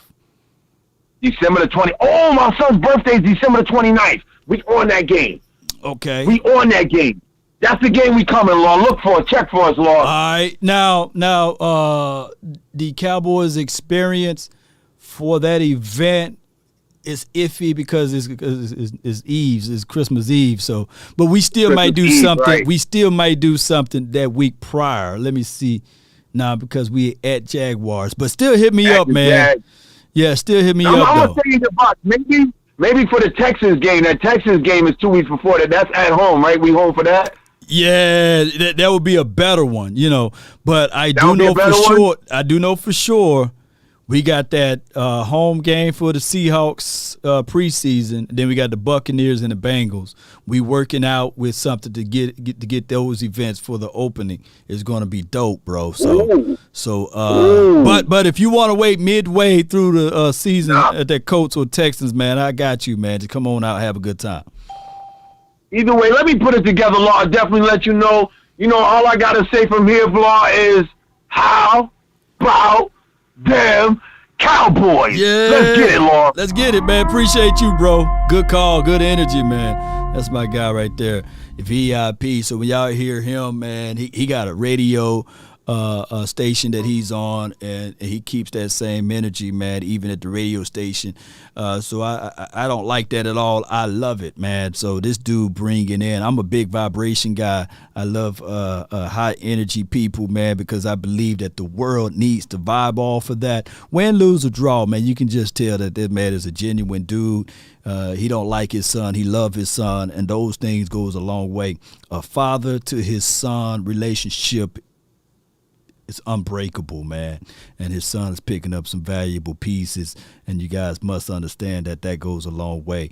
All right, so next we got the mighty Coach Marv on the line, man. The hotline for your mind, Coach Marv from the 803. What's going on, Law? What's going on, buddy? Nothing to it, hey, man. I'm sitting here drinking Kool-Aid on this thing because talked to some of my football buddies, and, man, they said, man, you excited about this season. I said, yeah, I'm drinking the Kool-Aid, man. I said, I'm going to drink the Kool-Aid early because I'm excited. I see a lot of great things.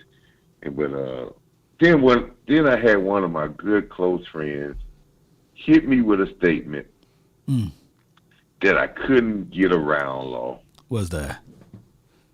He said, because we were talking about Dak Prescott. He was like, I said, man, Dak Prescott getting better I said, man, every year. This is a guy. And they started agreeing. They said, man, I think Dak Prescott one of the top quarterbacks.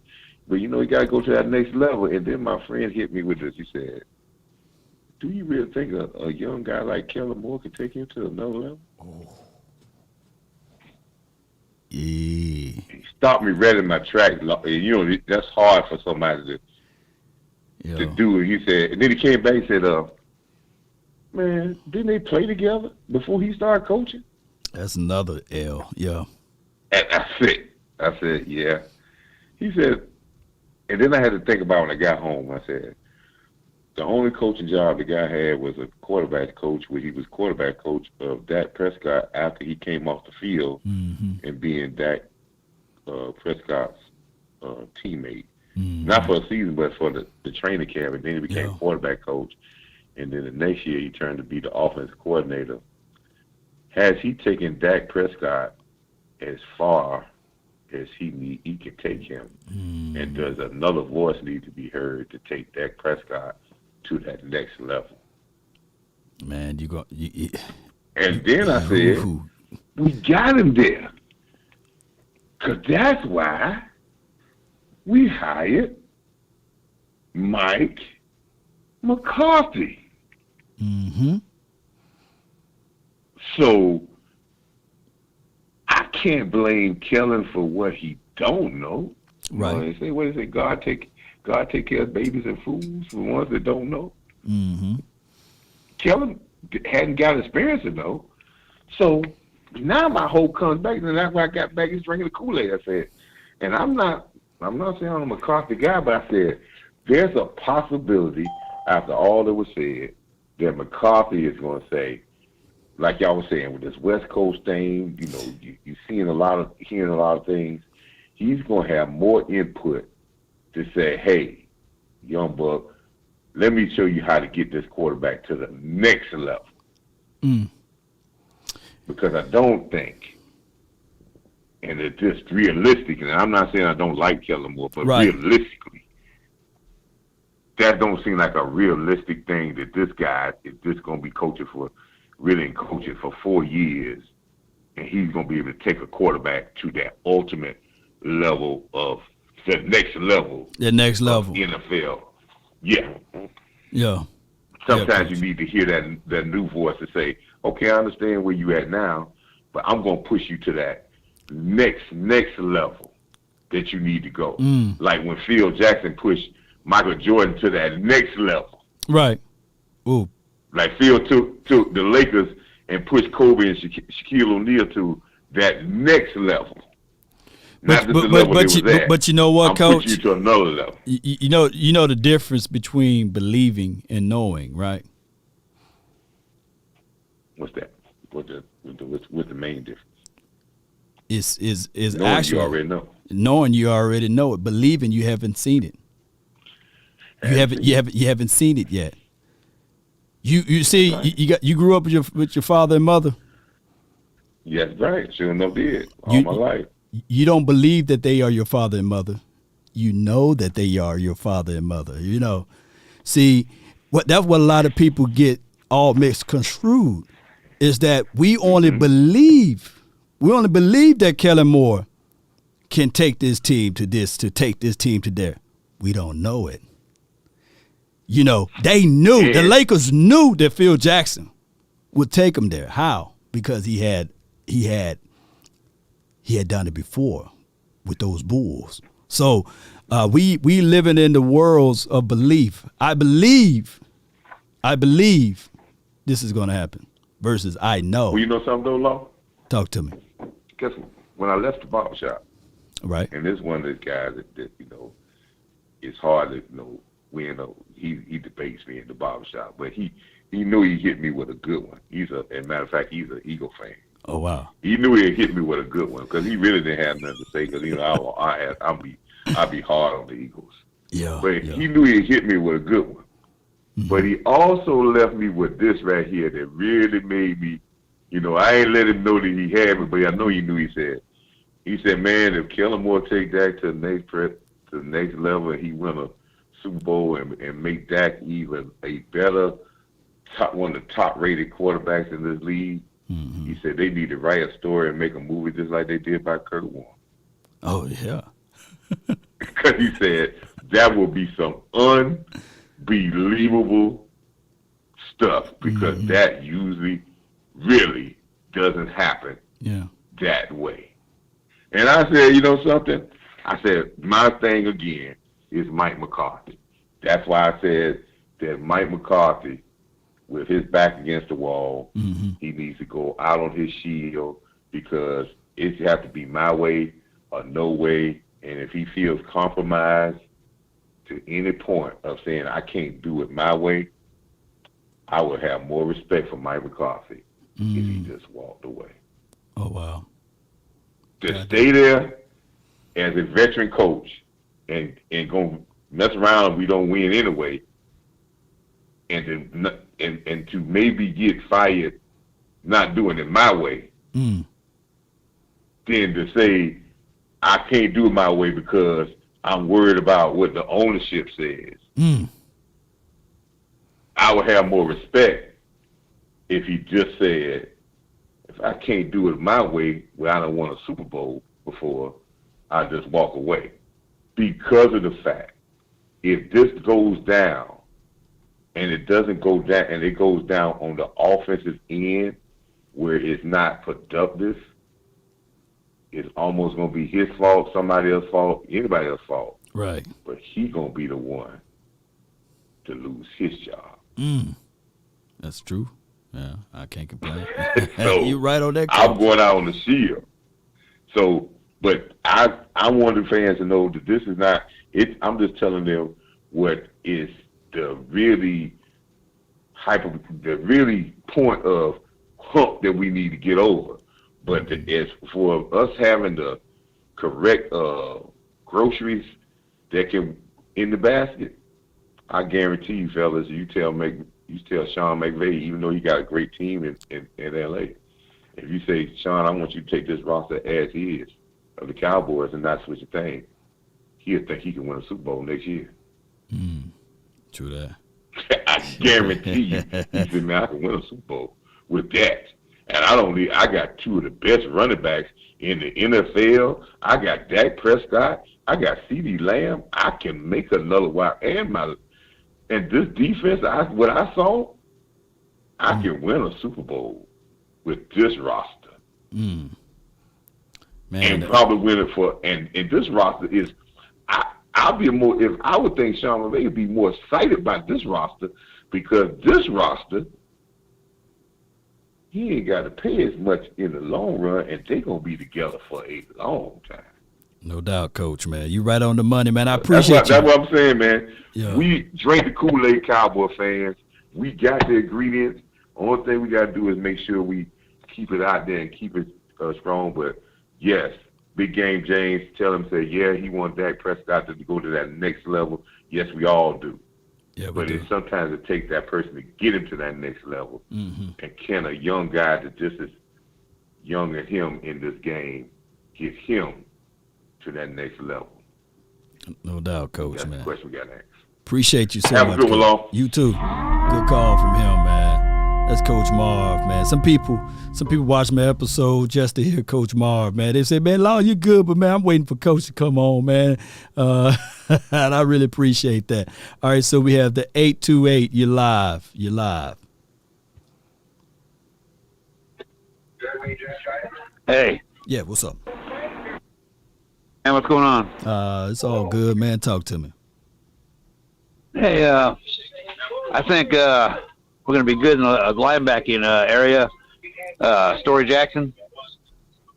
Yep, Story Jackson. Yep. And Cox. Okay. And Damone Clark next year. We're going to be a rock solid at linebacker. I think Story Jackson's going to make the team. And Marquise Bell, I think he's going to make the team. Okay.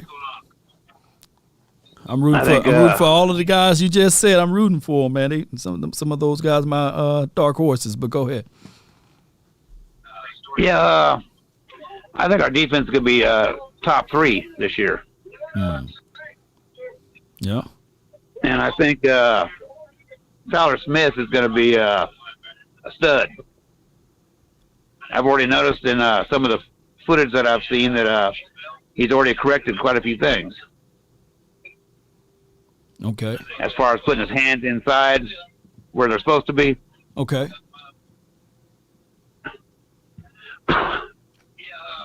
Yeah, this is Jay Will. I just haven't called back for a while. Oh, no, it's all good, Jay, man. I appreciate you, man, your thoughts of everything. You gave some good points there. I can't wait to see this team. You got high hopes for Story Jackson, Marquise Bell. Although it's uphill, I don't want nothing given to those boys. I want them to earn it, and hopefully those guys will be able to do that, by the way. But I appreciate you for calling in, fam. Yeah, no problem. Thanks. Yeah, you're welcome. You're welcome. I love it, man. Came right on in with some points right there, and he able to get some things going in the best way possible. You guys see Jordan Lewis with this interception right here, get around, and that was caused by D-Law. So I like that, man. This team working together. All right, and let me put this right here. Last but not least, we got MJ in the house, man. Marv, what's good with you, man? What up, Law? Nothing How to you it. doing, bro? Man, all is well. I can't complain, fam. Talk to me, man. Oh, man, just listen to your show. Coach Marv, you got it right. I always tell you, the key to our Super Bowl is going to be our offensive coordinator. Mm-hmm. He's the key. And I know he listens, because they be listening. Don't be acting like they don't be listening. Because you can see he's trying to put Pollard in a lot of situations. So he been listening to y'all. Now, is he going to keep doing that in the game?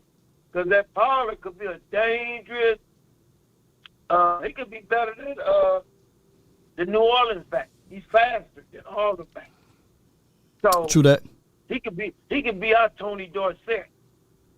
That was my favorite halfback back in the day, Dorsett. Because at any moment, you could take it to the house. Yeah. And we need that explosion. So I'm not worried about the receivers. And the Carter, he made a right pick. That finally got a full camp. Mm-hmm. And like you say, iron sharper iron in that minicamp. Because our corners is fast. So it's going to make it hard for the receivers. So that means they're going to have to make them routes. They got to make their routes better if they want to get open. And that's good for them. You know what I'm saying? So when they go to the game, they won't be like, okay, I did this against Diggs. Or I did this against Mouse. You know, Mouse. Other corner. Batman. And then Boss Man Fat. And, you know, that's going to help them. It's going to help the corners. It's going to help the receivers. And it's going to make Dak Prescott be really good on his passing and thinking. Because now he got all his legs back, calves. He just got to be smart and do what he did in 2016.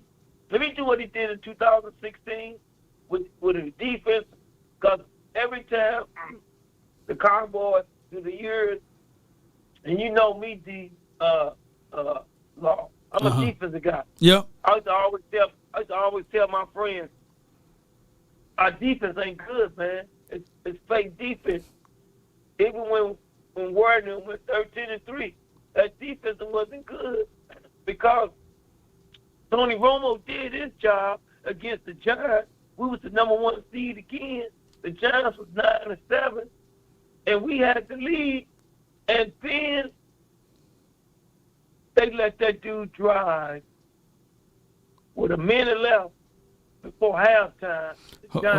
Hold on for a few seconds here. Yeah, Story Jackson, for those who out there are listening, Story Jackson is not hurt for the year or what have you. The linebacker that's out for the year is, of course, we're still waiting on Damone Clark to come back. And the linebacker that's out for the year is Devontae Bond. He was the guy that I did the film assessment on last season. We picked him up. He tweaked his knee, and I think he was wearing 51. So Devontae Bond, he is placed on injuries or what have you, and I don't think that he's going to be waived or what have you. They like his skill set, but it was Devontae Bond. I could be wrong, but Asmodeus, but let me know, man. But I haven't heard that Story Jackson is out for the year, unless there's some developing news today. But go ahead, MJ. Oh yeah, I was talking about the Giants. You remember that we had the game, we was dominating the whole game, and then our defense let your boy from the Giants drive 75 yards with 52 seconds left. Right. That pissed me off. And they scored a touchdown, and then that changed the whole mindset of the game. And then Big Mouth Clayton, Romo hit him with a slant. If he'd have caught that, he'd have took it to the house 60 yards. He dropped the damn pass. That pissed me off. And then we end up losing 21-17. We made it to their 20, but, they playing the zone. You got to be lucky to get a touchdown with like 10 seconds left, last play of the game. And every time we have home court, something will happen to us. The Green Bay game, instead of us going down there and taking a lead, when they had the lead, we was behind 31-28, and then we was driving. We had enough time, and then we get stalled, had to kick a field goal, and then Rodgers do that lucky pass in 31, then still on his man, your boy, what's his name, the corner? They went to Miami. Are you talking about Byron Jones? Yeah. Byron Jones always do some stupid stuff like that. Instead of running with his man, the tight end, Rodgers do that dime on the sideline, and they got in field goal range and kicked that long field goal. So something stupid always happens to us because we get caught off guard. The San Francisco game, Ross, like I said, we had 2 minutes left, and we lost that game because we couldn't drive.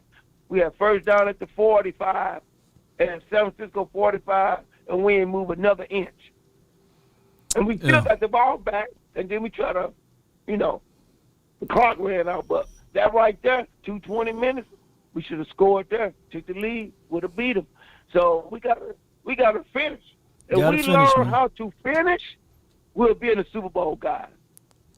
We got to learn how to finish. No doubt, man. I appreciate you so much, MJ, man, for calling in. We got to finish, man. Our defense got to play better, and his team must stay focused, man. And especially it all starts off with this defense. And I got one more thing. Talk to me, man. All the Cowboy fans, how about them Cowboys? And hit them likes for my boy Law. He's doing good. We got to make him. Hey, we get Law to 1 million followers. Law could take all us to dinner. Man, I would definitely do that. I ain't lying. I'll take y'all all out to dinner, man. Hey, when I get out there to Oxnard, if you there, man, I got you. I got you on a dinner. How about that? I'm going to see you when you come. Okay. I got you, man. All right, Shalom. Appreciate you. That's my guy right there, man. Oh, this was a great episode, man. I want you guys, there was an article about my guy, Anthony Brown, top 10 DB in the National Football League last season, and he scored pretty high on all of his accolades of what he was able to do last season as being that boundary corner. This was the game right here. If he ran this one all the way back, look at his 49ers right here. He jumped this right here, got him. And my guy, 94, he just whiffed on his block. If he didn't whiff on that block, that would have been a pick six right there. Look, he drops back, scans the field. He rolls out. He passes it right to AB. AB, get in the way, 94. 94 kind of messed up everything. That doggone Randy Gregory. Oh, my goodness. So what we looking for is basically for us to have a better production on that cornerback role, right? And now we're looking to see if Kelvin Joseph can do that. And what I would do as soon as I finish this live stream, we'll dive into details of Jordan Lewis as well as Anthony Brown, so I can give you guys some of the looks that he was able to do last season. Look at him. He's 4'3", too. You know, he's a 4'3" guy as well. So shout out to everybody, man. I appreciate you guys for calling. I appreciate you guys for donating. And for those who made the donations, I really appreciate you so much. I think, let me go all the way down. I missed your donations here. Lamar, I got shanked with the butter knife or by the butter knife. He says, if faith is substance of things hoped for, evidence of things not seen, do we as DC for Life have too much hope in players and organizations with no evidence that things are better / different, or is that insanity? And so he raised a question about, you know, the faith. Here's the unique thing about faith. It's a unique situation because we have faith in our team, right? Unknowingly, we don't have any control of the outcome of our team, but I do believe in positive thinking, positive vibes, and positive thoughts can also help, you know. So those are the things that I believe.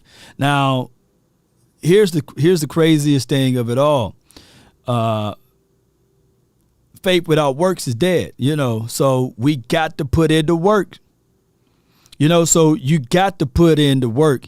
And I tell people all the time, you got to be able to put in that, you know, the work aspect of it, because a lot of times this team can look back at it and say, well, I'm going to stay still and I'm not going to move because I believe what we got right now, we can make it happen. And it goes all the way back to my other point of what I said earlier. Believing and knowing are two different things. When you know something, is no shot of a doubt that you don't have to believe it. You already know it. 2 + 2 is 4. So you can say, I know the answer to 2 + 2. But if you believe it, you don't know it. Just like you don't go around saying, I believe that those are my parents. I believe that that's my daughter. I believe that that's my son. No, you know that that's your son. You know that that's your wife. You know that that's your daughter. You know that that's your dad and your mom. You know, so I understand what my guy is saying, you know. VIP, you know, so it's just all it is right here, you know. And also you have to study to prove yourself worthy, right? You know, and it says a workman needeth not to be ashamed. So you got to study too. So you just can't sit there and say, yeah, man, you know, I'm worthy of this. Are the Cowboys literally studying of what everything is going on in the National Football League? Right? People think that, hey, and this is what a lot of people do. They would literally take what somebody else hard work that they did and say, well, they just got it naturally. They didn't study or they didn't do any homework. They were just blessed. They were just, you know, it was just favor over there, which favor is not fair. But no, it took them to put in some level of work. People are looking at the Rams saying, oh, man, they just bought that Super Bowl. No. They didn't just buy the Super Bowl. They rolled their sleeves up and they worked those contracts. They picked up the phone and said, Allen Robinson, we believe that you can be better over here.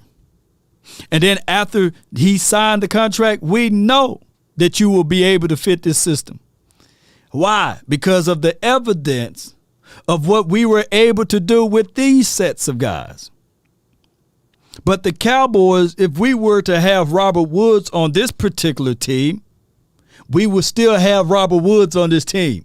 We wouldn't have got rid of Robert Woods, right, to pick up somebody else. Because the Cowboys live in the world of they believe. They don't know. They live in the world of we believe that Gallup will be healed and be ready. We believe that Simi Fehoko, and I ain't shooting no jabs at him, that he will be better. And it's good to have those thoughts, but they don't know it. They don't know it. They don't know whether or not CeeDee Lamb can do what he need to do. They don't know if TJ Vasher is going to be able to do the things that he can do. Is it comparable to DK Metcalf or anybody out there? They only hope. All right, so I had another a donation by Asmodeus. Appreciate him, man. Thank you for the $20. He says, excellent. Exactly. A car with no steering wheel is worthless. You're right. Right. You got to have the steering wheel, right? You got to be able to steer. So it doesn't matter the brand of the car. You know, this is the crazy thing. As people leave, I appreciate you guys on your way out. I thank you guys for hitting that like button and sharing this content. But the craziest thing is, it's all about getting the results. If you're late for the interview, they're still going to see you being late. They're not looking to see what you drove in with, right? Oh, I want to be jazzy. I want to rent a Mercedes, right?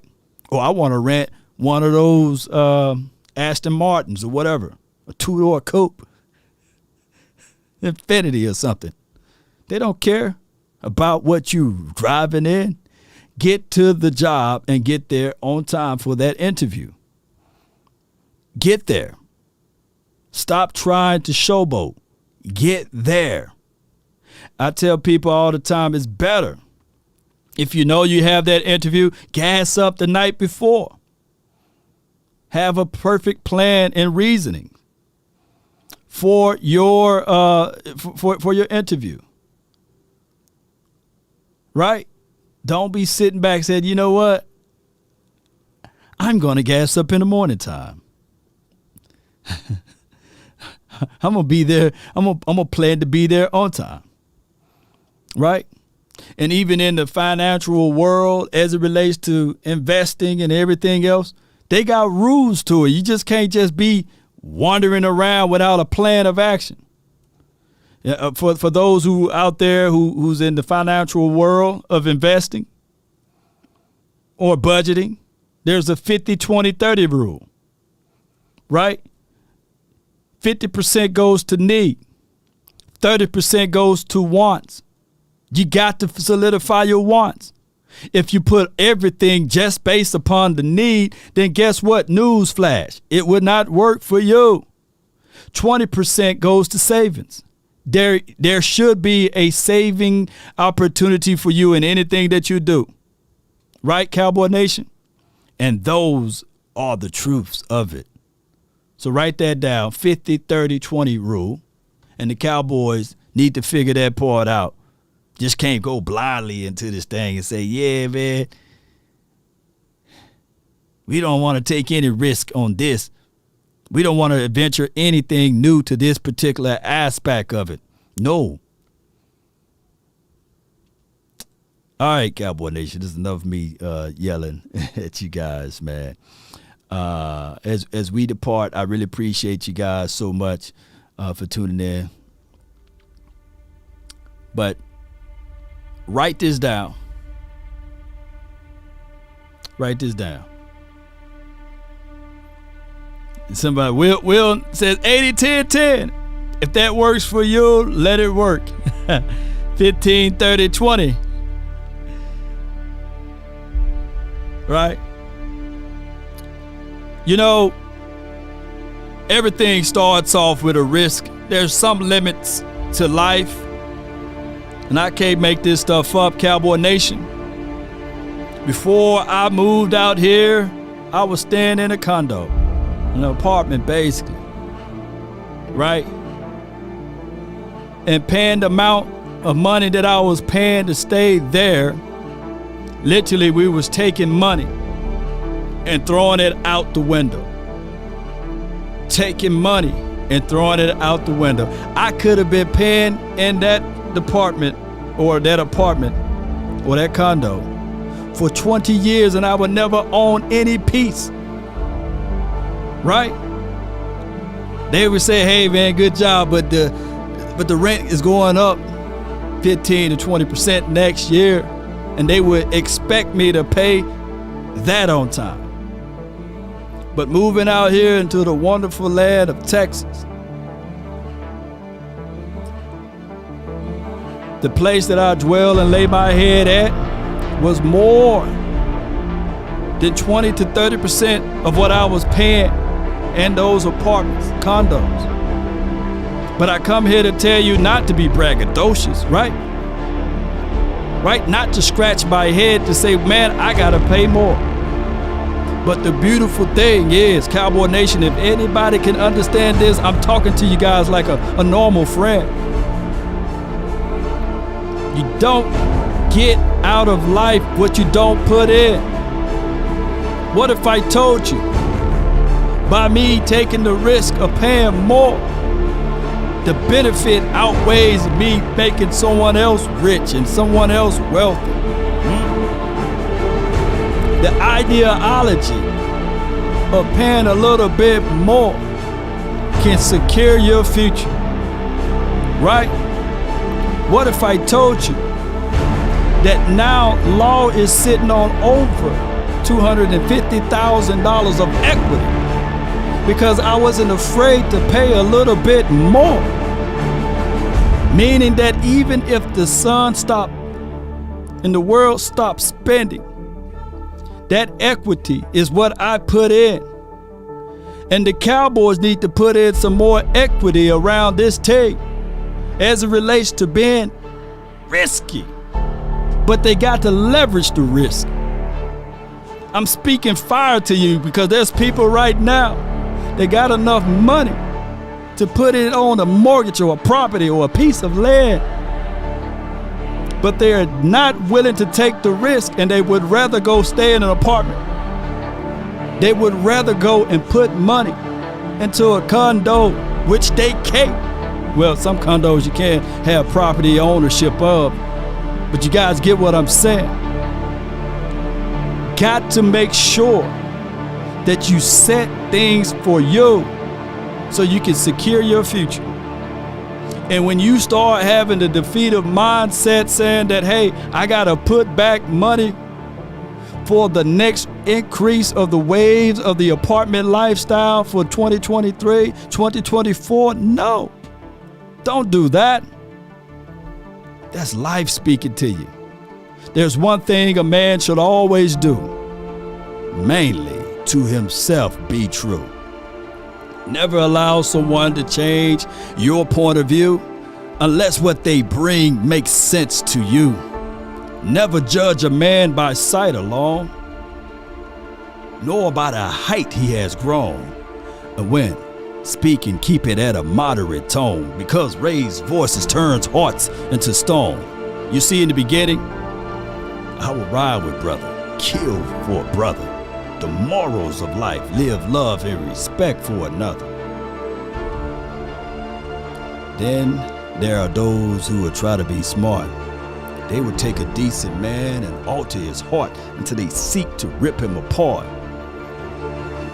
Those no man should call a friend, because they bend lies around the truth until it meets their end. Shout out to you, Vincent Johnson, for the 1999 for your mind to help grow the nation with the elevations of the remunizations. I really appreciate you.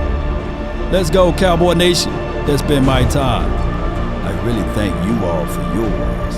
And remember, you're listening to nothing but the best. Let's go. Price of admission, baby. I see you. Saleh, lawyer. Appreciate you. Turn me up. Appreciate that. Now it's time to roll up out of here, baby. I hope you guys understood. Life is fragile. Life is real too.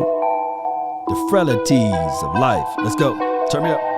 Yeah. Nowadays, nothing really is ice. Only one of me and nobody's like me. Phone ringing and I tell him it's ice. I got wifey on blinging, she ice. Freeze, photo, please, no photos. No, G's, no, please, no photos. Hit the door and the domain just whole team here might need some. Still young, but shout out to Cowboys Experience. Be sure check them out. Check out cowboysexperience.com. Chalk it up, talk of the time where you're talking up. Wanna get you a ring and you tough enough. Wanna get you new things for your pockets, though. Run it Jay Brooks, appreciate you. Iceberg, Q. Turn me up.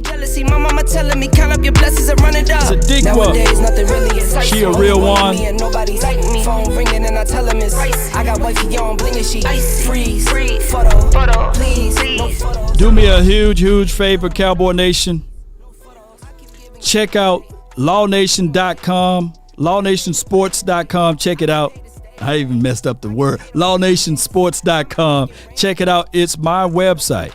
And go down there, way to the bottom of the page, and you can leave your thoughts about the web page. Give me your honest feedback. Everything that I post on this will be on LawNationSports.com.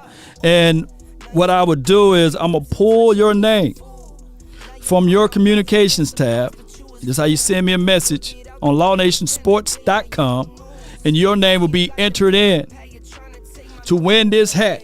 My guy Jay Versick already won the hat for last month. And, you know, this is me talking to the Hall of Famer Drew Pearson. Look at that legend right there. You know, me talking to him. And then on top of that, I got all of the contents. I got my card catalog of videos and stuff like that. Just understand this. Always looking to elevate and grow yourself in different directions, Cowboy Nation. Never paint yourself into a corner one way or another. Sports fans everywhere, man, can come here regardless of whether or not you like the Cowboys or not. Be sure to check out my website, and this website is growing. I got some things that I'm still developing on, but I would love for you guys to come out to support the nation, and I'm gonna post this link right here so that you guys can go and support the nation's website. And I really appreciate you guys so much, man, for helping me grow. And just a little tidbit of information. When the season kick off, you already know where you need to go. You know what I'm saying? For some VIP content. You already know. Here we go. Here's the link. Check it out. Turn me up. I said, Lo, you the DJ, man. Why you keep saying turn me up? More than me in here. The third eye, baby. It's more than just me. I do this show with all of you guys. Come on. Well, what I'm saying is that there are known knowns and that there are known unknowns. But there's also unknown things we don't know. You know? It's more than me, baby. Oh, by the way, I know Tyreek said that was my twin brother. The twin maker is not my twin brother. We about 4.5 years apart from each other. I'm the oldest, you know. But that's my brother, man, from the same mother. So check out his channel and content. We're going to try to do shows together on Thursday nights. And then when the season kick off, y'all be ready for it. I follow wherever you go, whatever you do. Come on.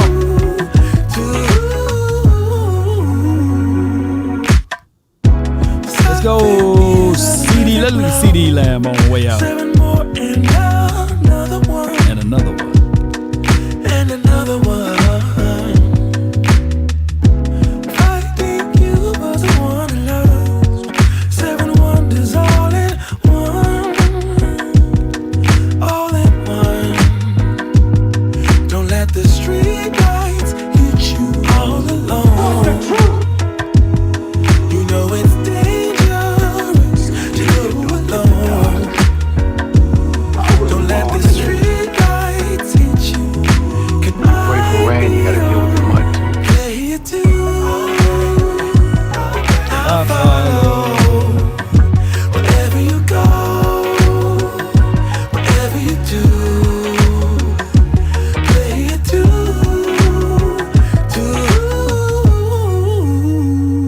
goodness, we got a person already that's in there. Ishmael, man, appreciate you. You're a real one. You're a real one, man. You're making me cry, man, 'cause you're so real, man. If a paper crane can fly, then forever doesn't feel that far. He went right to the website and left me a review. I love it. So far, if a paper crane can fly, fly on, fly on, fly on, fly on, fly on. Oh, you think darkness is your ally?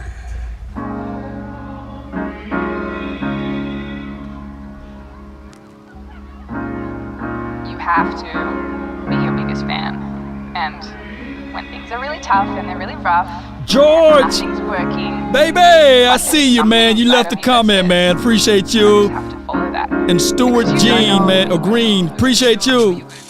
Yeah. VIP, you left a review. Man, y'all some real ones, man. Y'all some real ones, for real, man. I can't even hold it out.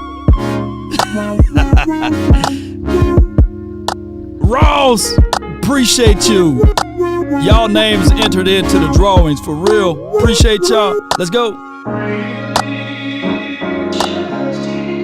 I'm gonna stay a little bit longer. I'm gonna read out all of the highlights, man, of the people who support the nation, baby. Sadiqa, I cannot believe it. Appreciate you.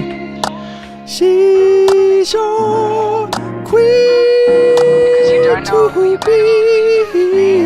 Come on.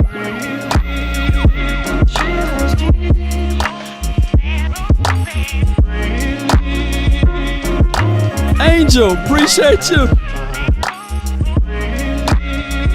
Cardwell, baby, appreciate you. Y'all keep growing the website, man.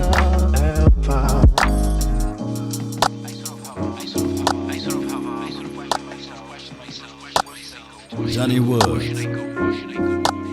Oh, let me say this too about the website.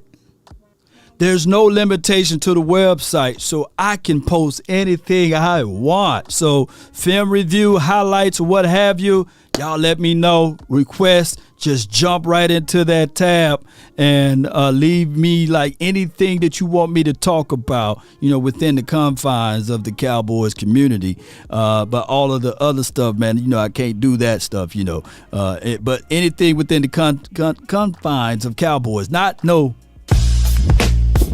We ain't gonna be doing that on the website. But, you know, you just come all the way down, and I got my merch store. I wanted everything to be in one house, one location. My team of people are also gonna pull in the Twitter. They're gonna pull in the IG stuff and the Facebook stuff. So y'all just be patient with me, man. As we grow, or as I grow, we all grow. Cowboy Nation, being independent is the main thing, and that's one thing that I got to have is my own voice, my own platform, and I really appreciate you guys so much. So check out Law Nation Sports. I ain't gonna talk too much. I know some people may be watching to hate on it, but it is what it is. Cowboy Nation, that's been my time. I really thank you all for yours. DC for life. Salute. When things are really tough and they're really rough and nothing's working, but there's something inside of you that says, I just have to follow that, because you don't know who you're gonna meet.